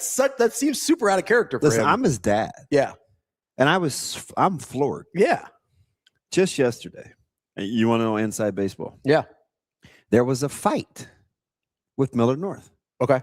Had to break it up, fisticuffs. It was very, very, very energies were high. Sure. Too good, you know what I mean? It's like a lot of talented players on that team or on that field. And thank the Lord, like Micah wasn't involved. Mm-hmm. So we're driving home. We had to kill some time. It was like 11:40. And I said, I'm surprised you stayed out of the fray for so long, because the cavalry came in like a couple minutes after it didn't separate. Mm-hmm. So he was angry in the car. And I was like, what is going? And I get it. Like he stays mad, and he goes, look, there's only two things that make me mad. Mm-hmm. Like really make him mad. And the second one caught me off guard as a dad. Okay. One of the things the guy said from Millard North that aggravated him was he said, "You're not your brother." Oh, yeah. Micah's never told me this. Mm-hmm. We haven't talked about it. We don't do the Caleb comparison thing. But one of the good player. I mean, they're very different. They're very different kids. Good player from Millard North. Yeah. So you're not your brother. Like, chill out. Mm-hmm. And like something just happened. Yeah. And he said, I get so sick of people saying that. Mm-hmm. And as a dad, I'm just driving home. This is just the real me, right? I'm like, man, I didn't realize it was like that, Mm-hmm. right? I went through it with my dad. I'll say better than most, probably. I do. Yeah. I do, right?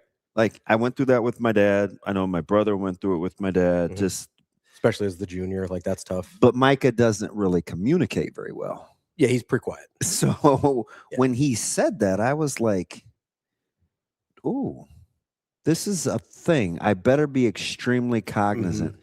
So I know a lot of the schools that are interested, and I'm like, "Hey, let's not talk about anything other than this." Micah. Yeah. Right? Like, because I want to give everybody give everybody a fair shot. Yeah. Because you want, and he may not even be that. Like, I don't know. Like, he may not. Yeah, we don't know yet. He's a couple years. Yeah, he may not be that good yet. But I'm just saying, like, I didn't know that was a thing. And he just was like shaking his head in the car. And I was like, so to see him use his picture to say that he was going to be at Nebraska, at least as a father, was like, oh. So that actually makes a lot of sense to me. Knowing both of them a little bit, I'm not going to pretend like I'm best friends with either of them, but like, they do rock with you though. I've been around them enough that like I feel like I have a good sense for their personality, and we obviously talk about them a lot.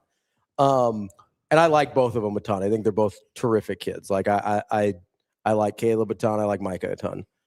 That makes way more sense because I never got the sense that it was like an animosity thing with Caleb from Micah's perspective, because it does seem like they rock with each other. But I do understand being, I think, more similar in personality to Micah, that if somebody was always comparing me to someone else, that I would feel some kind of way about it, even if I loved that person. Yeah. Right? Yeah. Like if everybody, like, this happens to me sometimes, not very often, but every once in a while, I'll get like with our show, they'll be like, oh, you're not DB. It's like, yeah, I know that. Right? Like I'm fully aware and I love you. You know that. Yeah. But it also makes me feel some kind of way. It's like, yeah, no bleep, I'm not DB, dummy. Like, you know what I mean? Like it's my own person. We do very different things on the show. Like, so I get it from that perspective. And that actually makes me feel better because I was like, I don't think Micah has like animosity towards Caleb, but there is kind of this weird tension. It is. But that makes a ton of sense. And even like being in this, that I'm telling you, I was yesterday years old. Yeah. I'm glad he communicated that to you though. And it was out of, in his own way, it was still out of anger. Well, you know. But I mean, that's my dude, man. Like sometimes when you got the, like, because this is what we were talking about earlier, right? Like when you kind of have that edge, especially when you're young, that's hard to turn off. You know, when you get older, it's the thing that drove me crazy about Russell Westbrook. It's also the thing that made Russell Westbrook great, right? Like, I'm glad you could finally admit that out loud. He is great. He's not what other people tried to make him be sometimes, and that frustrated me. Yeah. But the thing that bothered me about him mostly, it wasn't his prowess. It was when he played with Kevin Durant, he was unable to recognize that Kevin Durant was better. Yeah. But that's the thing that made him great also, is not thinking anybody else was better than he was.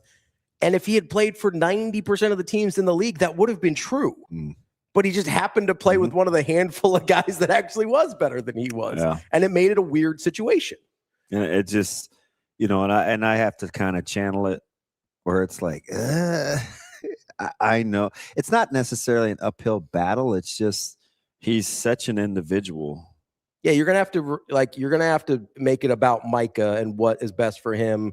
The schools are going to have to make it about Micah and what's in it for what they can offer to him, what they think he can bring to their team. Yeah, it's just funny. One of the first things LeVar Woods said a couple weeks ago was, he said, you can definitely tell they have a different mentality. Oh yeah. I was like, yeah. I didn't have the heart to say, well, he didn't really like you at first because he liked Micah too much, or because he liked Caleb too much. Yeah. I didn't have the stones. See, those are the kind of things where like, without the context, you're like, does he not like his brother that much? Yeah. But once you understand that it's about the comparison, not about the person. That's why I'm just fascinated by the whole competitive talk and the going through it. Like that's why those conversations interest me, because it's not just about us. It's, you never know what motivates or deters other people when we're watching them perform. We just assume blank.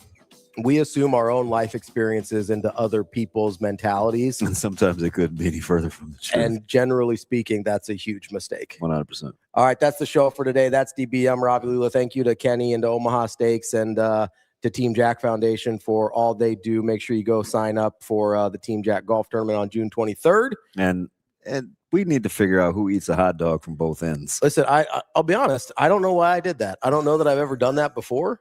It was unfortunate timing that it happened in front of people. Ravi was just feeling a little feisty. You know how it is. I think what happened. Weird that Stibbs was the first one to comment on the double-ended picture. He said, "I thought you were sending X-rated photos of Shane for a second." In typical Stibbs fashion. Is that Mike G? No, I think what happened was I took a bite of the hot dog because I was really excited to try the Omaha Steaks hot dog, and then Dylan got me distracted with the Wagyu beef, and so when I picked the hot dog back up to eat it again, I just grabbed the wrong end. It was a discontinued eating situation. You just grabbed the wrong end. Happens to lots of people. First time. Does it? I mean, Mr. Biting Blankets over there probably knows. I'm sorry you wanted the wiener from both sides. Wow. You just went right for it, huh? He's still on that Knicks euphoria. No more metaphors, huh? You just went right after it. Grace, Rico, you get grace. All right. You get 1 day. You 1 day until tomorrow. No, you don't get tomorrow morning. You don't get it. All bets are off. All bets are off tomorrow. That's the show for today. That's DB. I'm Ravi Lulla. We'll be back tomorrow on more Hurrdat Sports Live. See you. Have a good day. Love you.